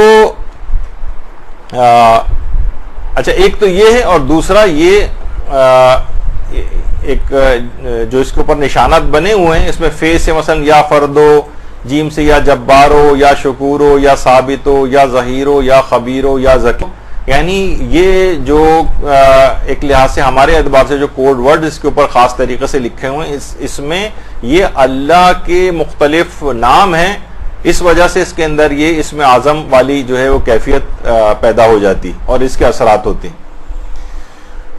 اور آیت اللہ حسن زادہ عاملی، آیت اللہ حسن زادہ عاملی نے جو ان کی کتاب ہے 1001 نقطہ، 1001 نقطے کے نام سے ان کی کتاب ہے، اس میں شرف الشمس جو ہے اس کے متعلق انہوں نے جو کہا ہے کہ اس میں جو خاص حروف ہیں اور ان کے خاص اثرات ہیں، اس کے اوپر پوری انہوں نے گفتگو کی، جو ابھی فی الحال ہمارے اس سے خارج ہے کیونکہ بہت تفصیل کے اندر پھر چلے جائیں گے۔ تو بہرحال وہ کہتے ہیں کہ خاص حروف ہیں اور ان کے خاص اثرات ہیں۔ اسی طریقے سے آیت اللہ نوری حمدانی، وہ یہ فرماتے ہیں، انہوں نے بھی کہا ہے کہ کہا جاتا ہے کہ اس میں اسم اعظم ہے، اور کہا ہے کہ اس کی جو زیادہ تفصیل ہے وہ آیت اللہ حسن زادہ عاملی کی کتاب 1001 نقطہ، اس کی طرف رجوع کریں، یعنی وہ بھی ابھی آگے چل کر بھی میں اس کا ذکر کروں گا کہ مراجع جو ہیں اس کو بڑے خاص طور پر اس کی تاکید کرتے آئے۔ اچھا، اسی طرح سے آیت اللہ مبشر کاشانی، آیت اللہ مبشر کاشانی ان کا بھی خاص نظریہ، یہ فرماتے ہیں کہ علوم غریبہ ہے، یہ علوم غریبہ میں شمار ہوتی ہیں، جو بہت سے لوگ انکار کرتے ہیں نا، اصل میں ان علوم کا موضوع یہ نہیں، یہ علوم غریبہ کا موضوع۔ وہ فرماتے ہیں کہ علوم غریبہ میں سے ہے، اور متقدمین علماء نے اس کا اپنی کتابوں کے اندر تذکرہ کیا، متقدمین علماء جو بہت ہمارے ابتدائی زمانے کے جو علماء گزرے ہیں، پھر فرماتے ہیں آخری نہیں، فرماتے ہیں جو متقدمین علماء ان کی کتابوں کے اندر اس کا تذکرہ نہیں، آخری جو چند صدی کے متاخرین علماء وہ اس کو معتبر سمجھتے ہیں، اور اس کے بارے میں فرماتے ہیں کہیں یہ اس میں جو مربع ہے جو کہیں 4 ضلعوں والا ہوتا ہے، یا یہ مصبہ 7 ضلع وغیرہ اس کے اندر ہوتے ہیں، البتہ ان کے خاص آثار اور برکات ہیں۔ اور فرماتے ہیں کہ کچھ علماء نے تو اس کے بارے میں اسم اعظم ہونے کا بھی دعویٰ کیا، اور ایک کتاب ہے جواہر مکنونہ جو کہ اذکار کی خطی نسخوں کی کتاب ہے، فرماتے ہیں کہ اس میں بھی، اور الصحاب اللیالی جو عبداللہ بوشہری کی کتاب ہے اس میں بھی ان کتابوں کے اندر اس کے اثرات خاص بیان کیے گئے، اور ان میں سے ایک ہے کہ اس کو پہننے سے فقر و فاقہ دور ہوتا ہے، بیماریوں سے انسان کا بچاؤ ہوتا ہے، موذی جانوروں سے حفاظت ہوتی ہے، ظاہر ہے کہ جس میں جراثیم وغیرہ یہ سب بھی اب موذی جانوروں ہی کے اندر آتے ہیں، اور مختلف بلاؤں سے حفاظت ہوتی ہے، اور عظمت اور بزرگی کے فوائد جو ہیں اس سے حاصل ہوتے ہیں۔ اچھا، کچھ علماء ایسے ہیں جو اس کو قابل اعتبار بھی سمجھتے ہیں، جیسے میں نے مثال ابھی اس سے پہلے آیت اللہ مظاہری کا بتایا تھا، انہوں نے کہا کہ یہ مورد اعتماد، اس کے اوپر اعتماد کیا جاتا ہے۔ اسی طریقے سے آیت اللہ بہائی جو تھے وہ شیخ بہائی، وہ اس کو شرف الشمس کو کہتے تھے کہ اس میں اسم اعظم ہے۔ آیت اللہ حسن زادہ عاملی نے تو اس کے خواص بہت ہی زیادہ 1001 نقطہ کے اندر جو ہے وہ ڈسکس کی ہیں۔ اس کے علاوہ آیت اللہ جعفر سبحانی، ان کے آفس سے جب کبھی پوچھا جاتا ہے کہ مثلا نظر بد سے بچنے کے لیے کوئی طریقہ بتائیں، تو ایک تو سورہ قلم کی 51ویں آیت وہاں پر سے بتاتے ہیں وہ، اور ایک آیت الکرسی بتاتے ہیں، اور تیسری چیز جو بتاتے ہیں وہ کہتے ہیں شرف الشمس کا تعویذ پہنا جائے. شرف الشمس کا تعویذ یہ پہننا جو ہے وہاں پر ریکمینڈ کیا جاتا ہے. اسی طرح سے مثلا آیت اللہ نوری حمدانی، ان کے آفس سے بھی جب نظر بد کے سلسلے میں پوچھا جاتا ہے تو وہاں سے شرف الشمس کا تعویذ جو ہے یہ ریکمینڈ کرتے ہیں مختلف اور چیزوں کے ساتھ. تو بڑے بڑے مراجع جو ہیں اس کے اندر شامل ہیں اور اس کو پہنتے ہیں اور اس کو ریکمینڈ کرتے ہیں، اور اس کے اثرات خاص طور پر دیکھے گئے. البتہ فقہی اعتبار سے بہت سارے لوگ کیونکہ اس کی بحثوں کے اندر چلے جاتے ہیں، فقہی اعتبار سے کیونکہ جو روایت اس سلسلے میں بیان کی جاتی ہے وہ مرسل ہے، بلکہ اس کی سند ذکر نہیں ہوئی ہے، تو تمام علماء جو موجودہ مجتہدین ہیں ان سب کے فتوے الگ الگ موجود ہیں کہ اس کے اوپر رجائے مطلوبیت کی نیت سے عمل کیا جا سکتا ہے اور اس کو پہنا جا سکتا ہے. یعنی خاص مستحب ہونے کی نیت سے نہ پہنے، یعنی سیف سائڈ پہ رہیں ذرا، کیونکہ اس کی سند کے اندر کچھ اشکالات ہیں، بلکہ اس کی سند کیونکہ نہیں ہے، لیکن کیونکہ ظاہر ہے ایک روایت کے اندر یہ چیز آئی ہے، علماء ریکمینڈ کرتے ہیں، اور اس علوم کے خاص ماہرین نے اس کے اثرات نیک اور جو وہ ڈسکس کیے ہیں، تو وہ اس لحاظ سے اس کو پہننے کے بڑے فوائد ہیں. تو رجائے مطلوبیت کی نیت سے اس کو پہنے. اسی طریقے سے جو حرز ابو دجانہ انصاری، جو کہ جادو کے لیے، نظر بد کے لیے، حتیٰ کہ کچھ لوگوں نے ایکسپیرینس کیا کہ گھروں میں لڑائی جھگڑے ہونے کے حوالے سے بھی اگر جب یہ لگایا گیا تو شیاطین بھی کیونکہ اس سے دور ہوتے ہیں، تو بہت سی چیزیں گھر سے رفع ہوئیں. تو حجاب حرز ابو دجانہ انصاری، اس کے متعلق بھی آیت اللہ سیستانی نے فرمایا کہ رجائے مطلوبیت کی نیت سے اس کو گھر میں لگا سکتے ہیں، کیونکہ عام طور پر اس میں اتنا زیادہ سخت کرائیٹیریا نہیں ہے ان احادیث کے لیے، اور اس میں کوئی حرج نہیں ہے کہ اگر ان سے استفادہ کیا جائے. تو علوم غریبہ کے جو مختلف ماہرین ہیں، جو تعویذات کے ماہرین ہوتے ہیں، عملیات کے ماہرین ہیں، اس کو بہت ریکمینڈ کرتے ہیں، جن میں عرفانیت کے جو بڑے اعلیٰ جو مقامات میں، جیسے آیت اللہ عبد الکریم کشمیری، وہ اس کو ریکمینڈ کرتے تھے. آیت اللہ حسن زادہ عاملی ریکمینڈ کرتے ہیں. شیخ بہائی کا بھی آپ نے نام سنا. البتہ آیت اللہ ناصر مکارم شیرازی وہ یہ فرماتے ہیں کہ جو بھی تعویذ معتبر روایتوں میں آئے وارد ہوئے ہیں، یا مثلا آیات ہیں یا کچھ ایسی خاص دعائیں ہیں، ان پر عمل کرنے میں حرج نہیں ہے، لیکن جو غیر معتبر قسم کے تعویذ وغیرہ ہیں ان کو پہننے میں کوشش کریں کہ جو ہے وہ احتیاط کی جائے. یعنی نہ پہنے جبکہ معتبر چیزیں موجود ہیں. یعنی منع تو نہیں کیا، البتہ بس ایک ایڈوائس اس لحاظ سے کی، لیکن آپ نے دیکھا کہ زیادہ تر ہمارے علماء نے اس کو وہ کیا ہے. اور بہت سی علماء ایسے ہیں جنہوں نے باقاعدہ، جیسے شیخ جواد تبریزی، انہوں نے جو صراط النجات ہے اس کی جو 10ویں جلد ہے اس میں باقاعدہ یہ جو شرف الشمس ہے اس کو کہا ہے کہ رجائے مطلوبیت کی نیت سے اس کو استعمال کیا جا سکتا ہے. البتہ ہمارے جو بڑے اور علماء گزرے ہیں، جیسے مدرس تبریزی، انہوں نے باقاعدہ کتاب ریحانۃ الادب، اس میں شرف الشمس اور اسم اعظم کا بہت تفصیلی انہوں نے بحث کی، اسم اعظم اور شرف الشمس سے متعلق.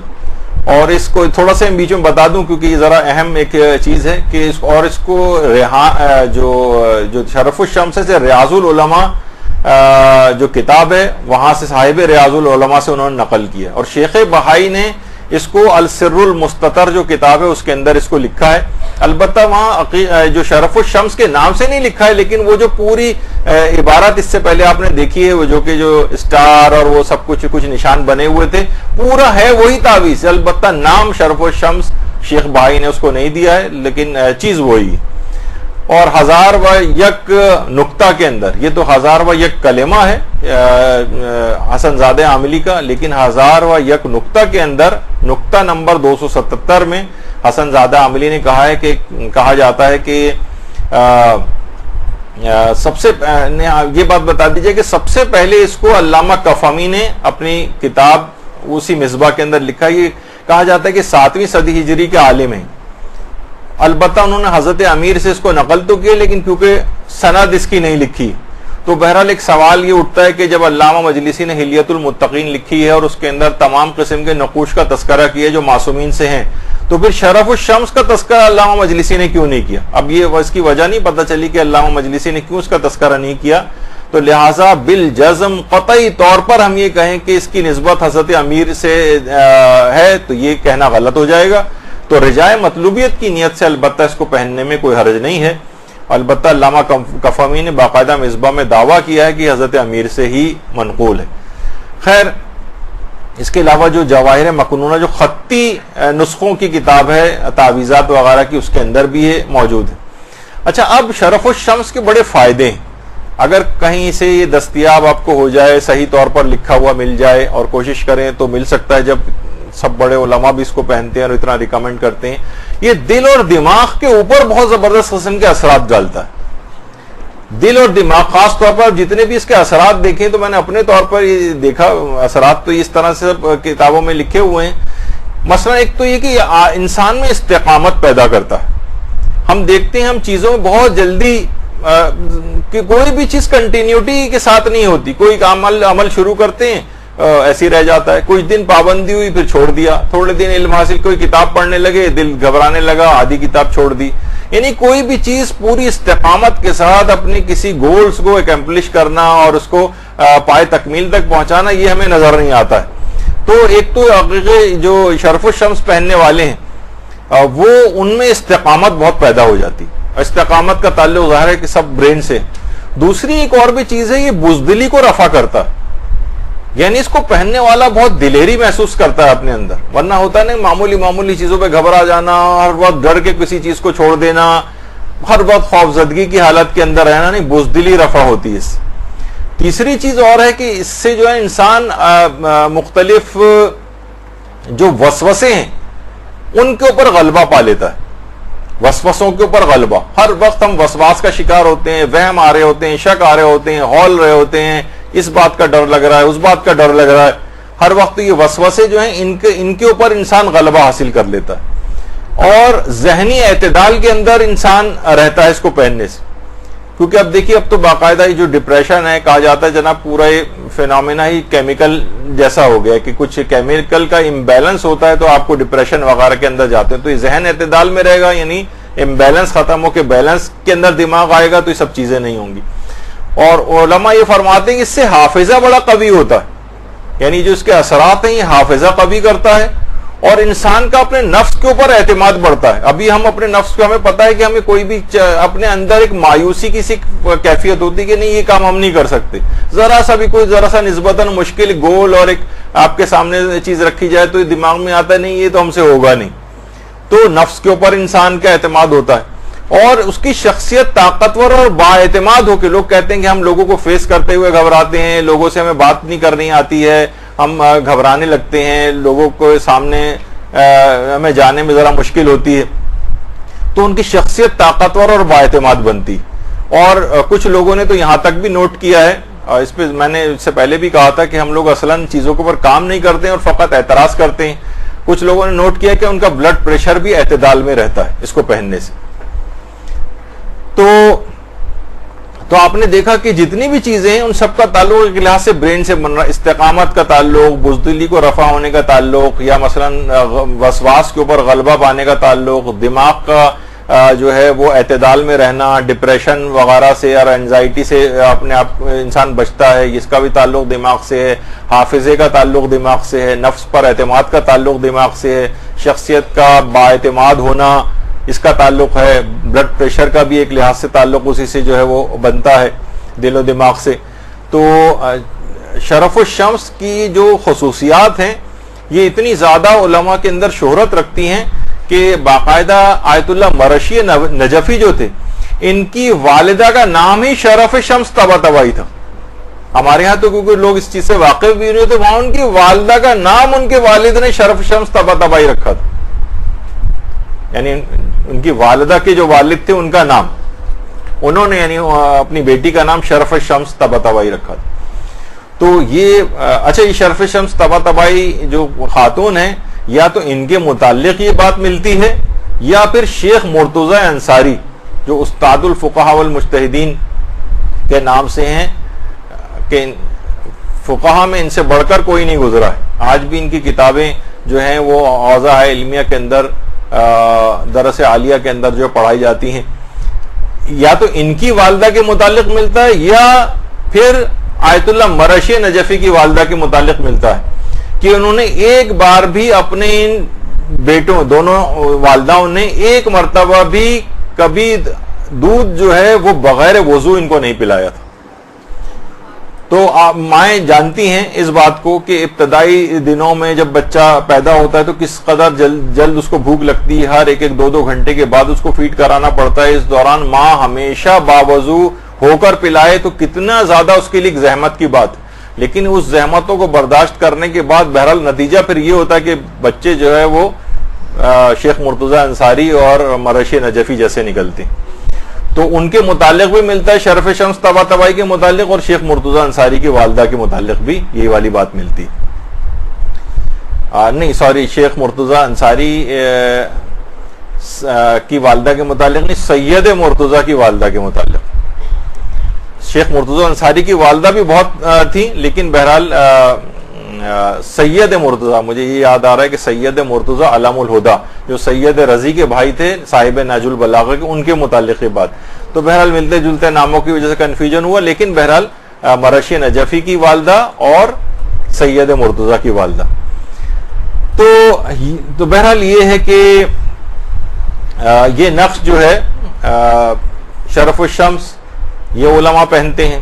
اچھا یہ تو اپنی جگہ پہ رہا، لیکن اس کے علاوہ بھی بہت سے نقوش جو ہیں، افوض امری اللہ ان اللہ بصیر بالعباد، یا مثلا وہ جو نظر والی جو دعا قرآن کی آیت ہے وہیں اکاد الذین کفروا والی، یہ بھی لوگ اپنے نگینوں پر لکھ کر لگواتے ہیں. یا مثلا یا قمر بنی ہاشم لکھ کر، اس کے الگ یقیناً اثرات ہوں گے، کیونکہ کوئی ضروری نہیں کہ جو ہیں آپ کے سامنے صرف یہی، آپ کو کوئی بھی ایسا جملہ چیز یا جو آپ سمجھیں کہ یہ آپ کو کے لیے باعث برکت ہے، وہ اپنے اس کے اوپر کندہ کروائی جا سکتی.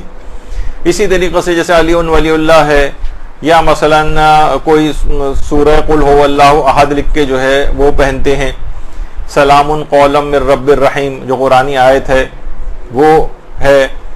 یا مثلا ان اللہ و ملائکتہ یصلون علی النبی یا ایھا الذین آمنوا صلوا علیہ وسلموا تسلیما والی آیت ہے. اللہم صل علی محمد و علی محمد.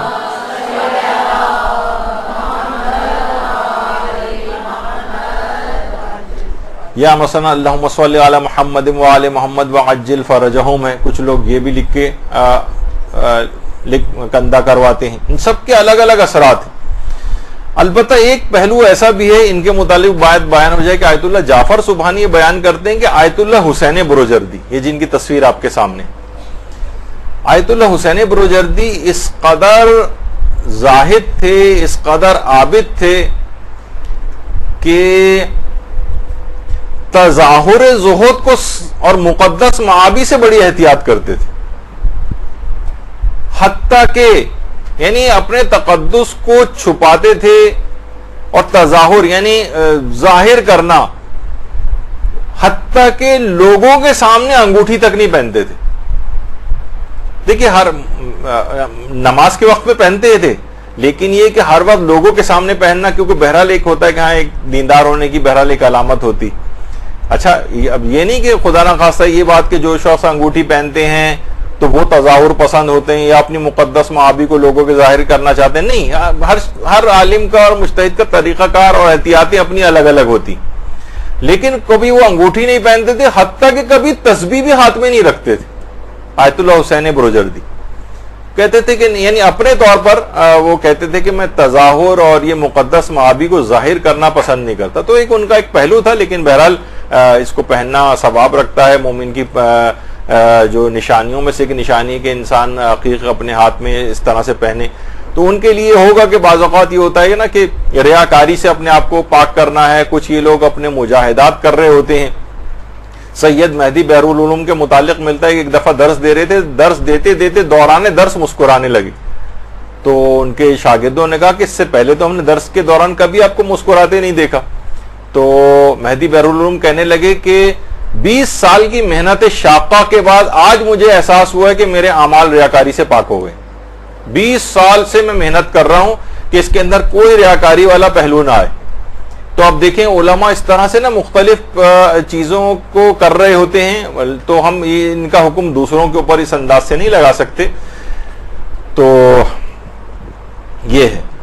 اچھا، اب نقوش کی تو ایک لحاظ سے بات مکمل ہو گئی. البتہ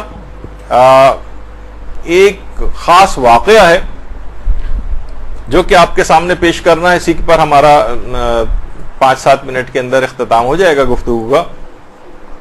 دیکھیے، ان انگوٹھیوں سے علماء بہت سارے بڑے بڑے کام بھی لے لیتے ہیں.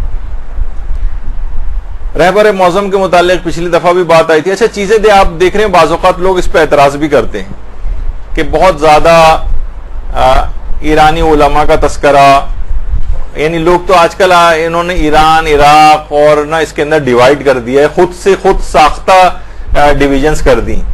لیکن بہرحال ایرانیوں کے اندر خصوصیت ہے جو کہ اور جگہوں پہ شاید حالات اتنے موافق نہیں ہیں، لیکن وہ اپنے علماء کی ایک ایک چیز کو ڈاکومنٹ کرتے ہیں. یعنی حتیٰ کہ ہمیں کبھی آپ کو تصویر دکھانے کے لیے، مثلا ہمیں نماز کی تصویر اگر دکھانی پڑے، بڑا ڈھونڈنا پڑتا ہے کہ بھئی یہاں شیعہ پاکستان کے اندر جو نماز ہو رہی ہے، یہاں کے عالم کی کوئی بات، کوئی چیز ڈاکومنٹ ہی نہیں ہے، کوئی چیز پڑھی ہوئی نہیں ہے، کریٹ یعنی کوئی شخص کر کے اس طرح سے کچھ کر کے جس کے اوپر ڈالتا بھی نہیں ہے. تو وہاں کی چیزیں زیادہ ملتی ہیں، تو نتیجہ ہے کہ جس نے کام زیادہ کر کے ڈالا ہوا ہے اس کی چیزیں لوگوں کے سامنے زیادہ آ جاتی ہیں. ورنہ ایسی کوئی ڈویژن ہمارے پاس نہیں ہے ایران عراق کے اندر، کوئی تقسیم ہو علماء کی، مراجع کی، ایسا کچھ نہیں. تو بہرحال دیکھیے، رہبر معظم جیسے میں نے کہا کہ مختلف قسم کی انگوٹھیاں پہنتے ہیں، الگ الگ نگینے ہیں، الگ الگ نقوش ہیں، ان کے الگ الگ اثرات ہیں. رہبر کے 4 بیٹے، 4 مصطفیٰ، مجتبیٰ، محسن اور میثم. یہ 4 بیٹے، ان میں جو مجتبیٰ خامنہئی، جب ان کی شادی کی بات چل رہی تھی، اچھا ان کی جو شادی کی بات جو چل رہی تھی وہ غلام علی حداد عادل ان کی بیٹی سے چل رہی تھی، جو پارلیمنٹ کے سپیکر بھی رہ چکے ہیں اور صدارتی انتخابات میں بھی کھڑے ہوئے تھے، لیکن کچھ دن پہلے انتخابات سے انہوں نے اپنے کاغذات واپس لے لیے تھے. اچھا، دونوں طرف کے بزرگ، لڑکے اور لڑکی، انہوں نے کہا کہ لڑکی کو غیر محسوس انداز میں اسکول میں اس طرح سے پسند کیا جائے کہ اگر کسی وجہ سے رشتہ نامنظور ہوتا ہے تو لڑکی کو کوئی صدمہ نہ پہنچے. یہ دونوں بزرگوں نے طے کیا، جب یہ لوگ خود ہی طے کر رہے تھے چیز، تو انہوں نے کہا کہ اس طرح سے غیر محسوس انداز میں اس کو دیکھا جائے. اچھا، ہم یہاں اپنے آپ کو دیکھتے ہیں، لڑکی کو جس طرح سے قربانی کے بکرے کی طرح سے بے رحمانہ طریقے سے ریجیکٹ کیا جاتا ہے، یعنی اس کے کچھ اس کے دل پہ کیا اثرات ہوتے ہیں، کیا یعنی بالکل، یعنی خود خواتین بلکہ اس انداز سے ریجیکٹ کر کے آتی ہیں. خود یعنی آپ کو ہی میں مخاطب کر رہا ہوں کہ اپنے بھائیوں کے لیے اور اس طرح سے کر کے، تو یعنی بہت شریفانہ طریقے سے کہ اس کے دل کے اوپر اس طرح سے اثر نہ ہو. اچھا، اب بہرحال انہوں نے اس طریقے سے کسی غیر محسوس انداز میں اس کو دیکھ لیا اور پسند کر لیا. پھر اس کے بعد یہ ہوا کہ لڑکی سے بھی اس کی مرضی معلوم کی جائے. بہرحال لڑکی سے بھی مرضی معلوم کی گئی اور اس کی طرف سے بھی اوکے ہو گیا. اچھا، اب رہبر جو ہیں، دیکھا جائے تو یہ شادی بڑی شان و شوکت سے ہو سکتی تھی. اگر وہ شان و شوکت دکھانا چاہتے تو کون روکتا ان کو؟ یعنی ولی فقی کے اعتبار سے بحری، بری اور فضائی افواج کے کمانڈر بھی ہیں. ایران کے جو گیس، پیٹرول اور تیل وغیرہ کی جو آمدنی کا خمس ہے، وہ بطور ولی فقی اس کے اوپر بھی ان کا اختیار ہوتا ہے. یہ نہیں کہ معاذاللہ ان کی اپنی پرسنل ذاتی حیثیت کے اندر جو ہے یہ چیزوں کا استعمال کرتے ہیں، ایسا نہیں. بطور ولی فقی لیکن اختیار ہے، اور اپنے کیونکہ بطور مرجع اپنے مقلدین کا خمس بھی ان کے پاس آتا ہے. تو دیکھا جائے تو دنیاوی اعتبار سے کتنی زیادہ چیزیں ایسی تھیں کہ اگر یہ خرچ کرنا چاہتے اور تظاہر کرنا چاہتے اور شان و شوکت کے ساتھ شادی کرنا چاہتے تو کوئی امر مانے نہیں تھا، نہ کوئی ایسی مخالفت چند لوگ اگر اعتراض کرتے بھی تو بھول بھال جاتے کچھ عرصے. لیکن رہبر نے حداد عادل کو بلوایا, ہونے والے اپنے سمدھی کو, اور کہا کہ دیکھو میرے پاس فقط ایک گاڑی ہے, کچھ کتابیں ہیں, 3 کمروں کا ایک گھر ہے.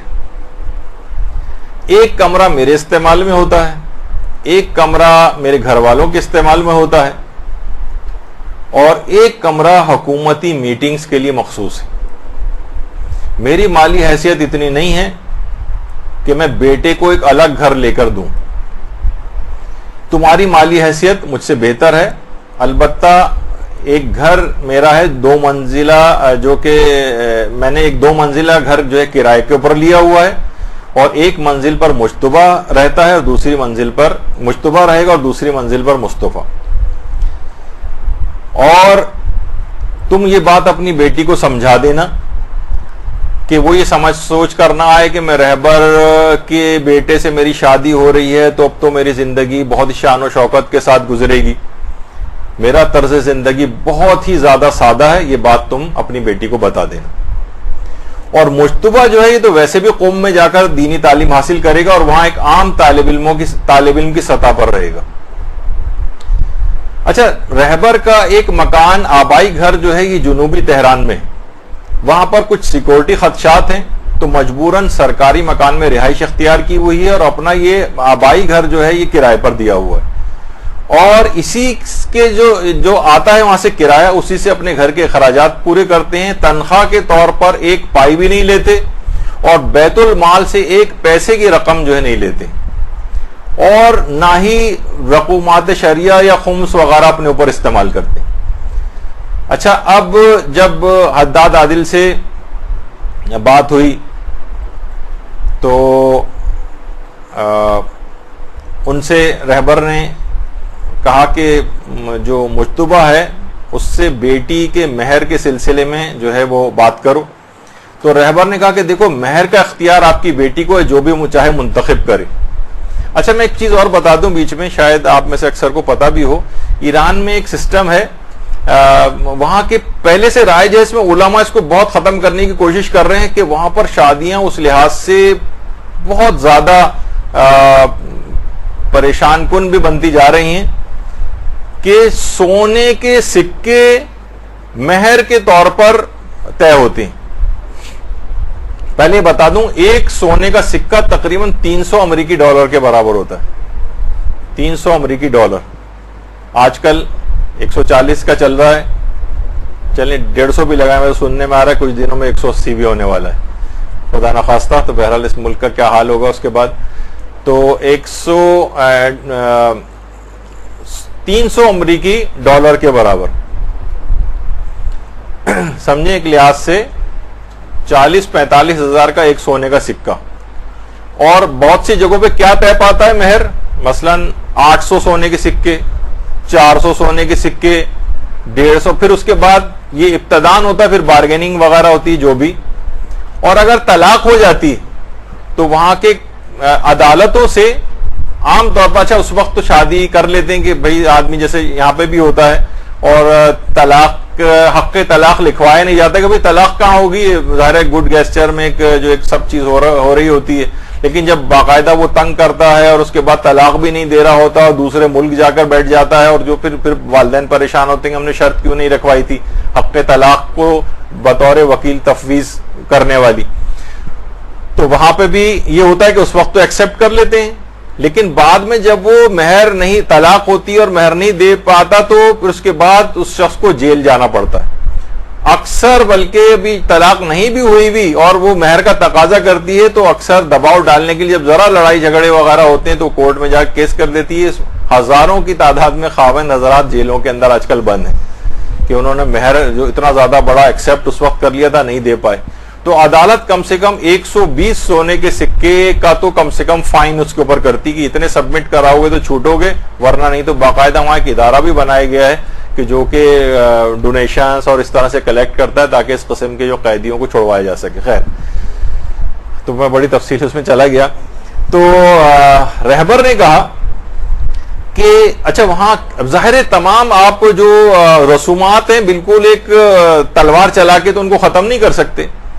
کہا کہ نہیں یہ جو 800 400 اور اس طرح کے سونے کے سکے نہیں, صرف 14 سونے کے سکے تک اگر یہ مہر مقرر ہوتا ہے تب تو بات ٹھیک ہے, لیکن 14 سونے کے سکے سے زیادہ اگر آپ نے مہر کا تقاضا کیا تو ٹھیک ہے آپ کو اختیار کر سکتے ہیں, دیکھا جائے گا, لیکن یہ کہ پھر میں نکاح نہیں پڑھاؤں گا.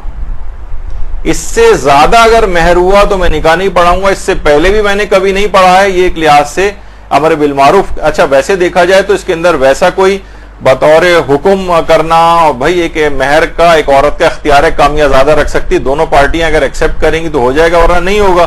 تو رہبر نے اس لحاظ سے کوئی ان کو پریشرائز نہیں کیا, بلکہ کہا صرف اتنا کہ پھر کسی اور سے نکاح پڑھوا لیجئے گا, میں پھر اس کے بعد نکاح نہیں پڑھاؤں گا. اچھا اب اچھا وہاں دوسری ایک اور بھی چیز ہے, آج بہت ساری اس طرح کی رسومات ایران کے لحاظ سے یہاں کی سے تو آپ واقف ہیں.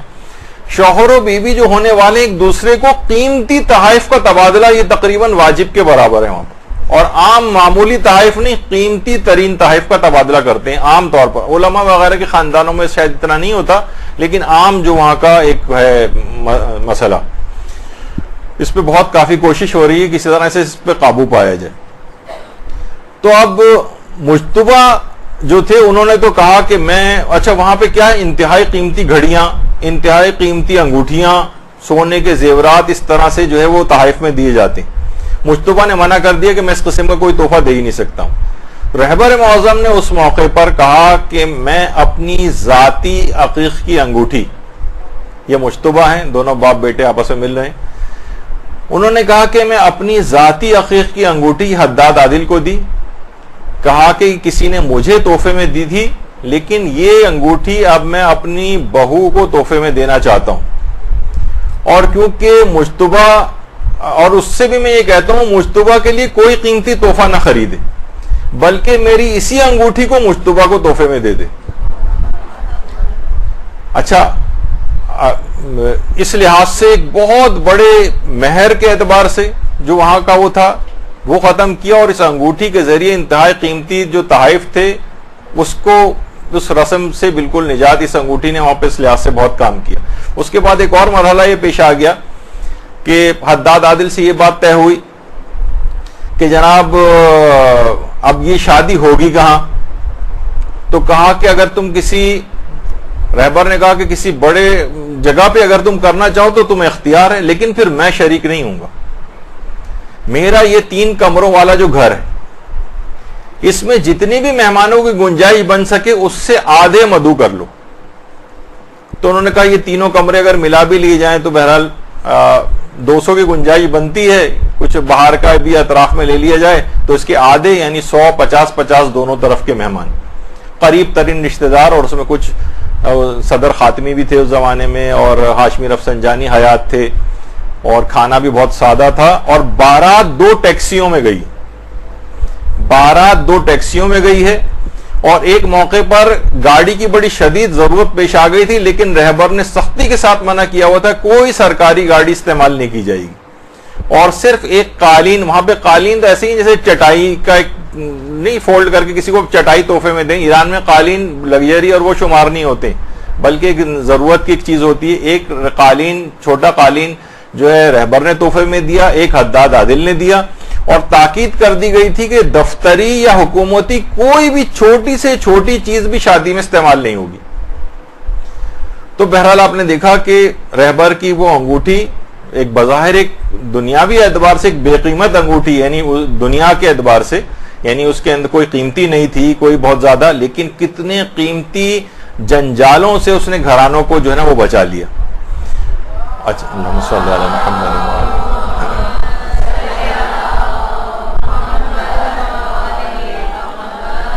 اچھا ایک اس کے اندر پیغام اور بھی, اور ایک لحاظ سے آپ سب کیونکہ خواتین کی صنف سے تعلق رکھتی ہیں تو آپ کو ہی براہ راست یہ پیغام.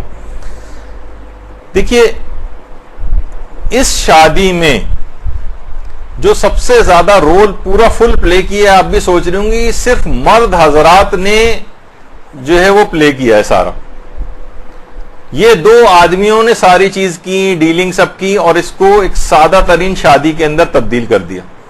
اس میں خواتین کا کوئی رول نہیں، حتیٰ کہ حداد عادل کی جو وائف زوجہ ہیں طیبہ مہروزادہ، ان کا کوئی رول نہیں تھا. اور رہبر معظم کی زوجہ محترمہ منصورہ خجستہ باقر زادہ، یہ ان کی تصویر، ان کا بھی کوئی رول اس کے اندر نہیں تھا اس لحاظ سے. یعنی ویسے تو گھریلو طور پر جو ہوگا، لیکن اس کی ساری تفصیلات اس کو سادگی کے طور پر کرنے کی یہ مرد حضرات نے خود طے کی. کیونکہ پیغام اس کے اندر بہرحال یہی ہے کہ خواتین جو ہیں خود آپ لوگوں نے شادیوں کے خرچے اس قدر بڑھا دیے.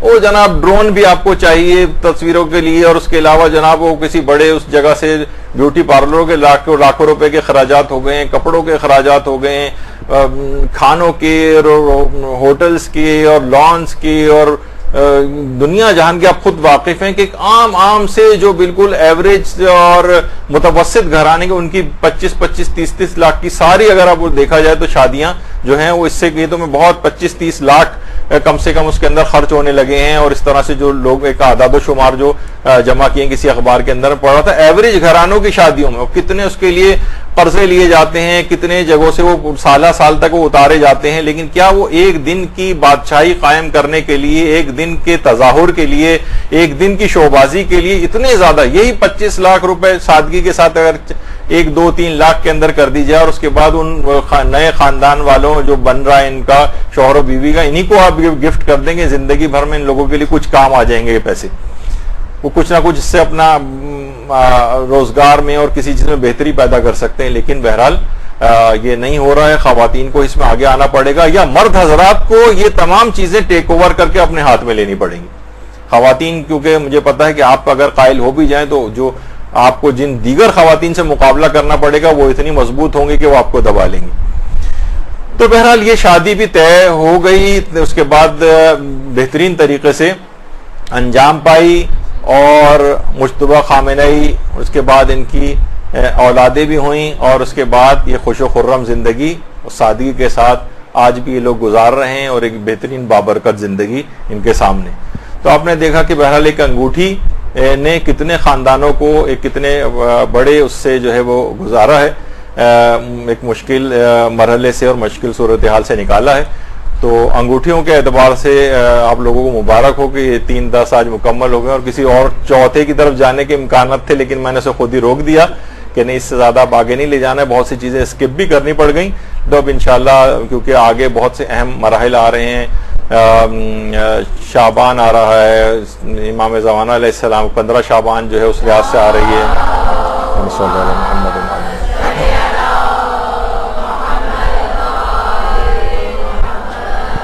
اور استقبال رمضان، استقبال شعبان کے لحاظ سے وہ بھی دروس بہت ضروری ہیں. تو انشاءاللہ ان نئے موضوعات پر ہم انشاءاللہ بعد میں گفتگو کریں گے، وہ آتے رہیں گے. لیکن یہ والا گفتگو آج یہاں پر مکمل ہو گئی ہے ہماری. کچھ سوالات آپ لوگوں کے یہاں سامنے رکھے ہوئے ہیں، لیکن بہرحال یہ کہ کچھ وقت اوپر ہو گیا ہے. مولانا محترم آنے والے ہوں گے. مولانا محترم عامر رضا یاسوبی صاحب کا اہم موضوعات کے اوپر درس ہے، وہ اب شروع ہوگا. آپ لوگ کچھ پانی وغیرہ پی لیں تو انشاءاللہ پھر وصلی اللہ علیہ محمد وآلہ الطیبین الطاہرین. جی يا مولا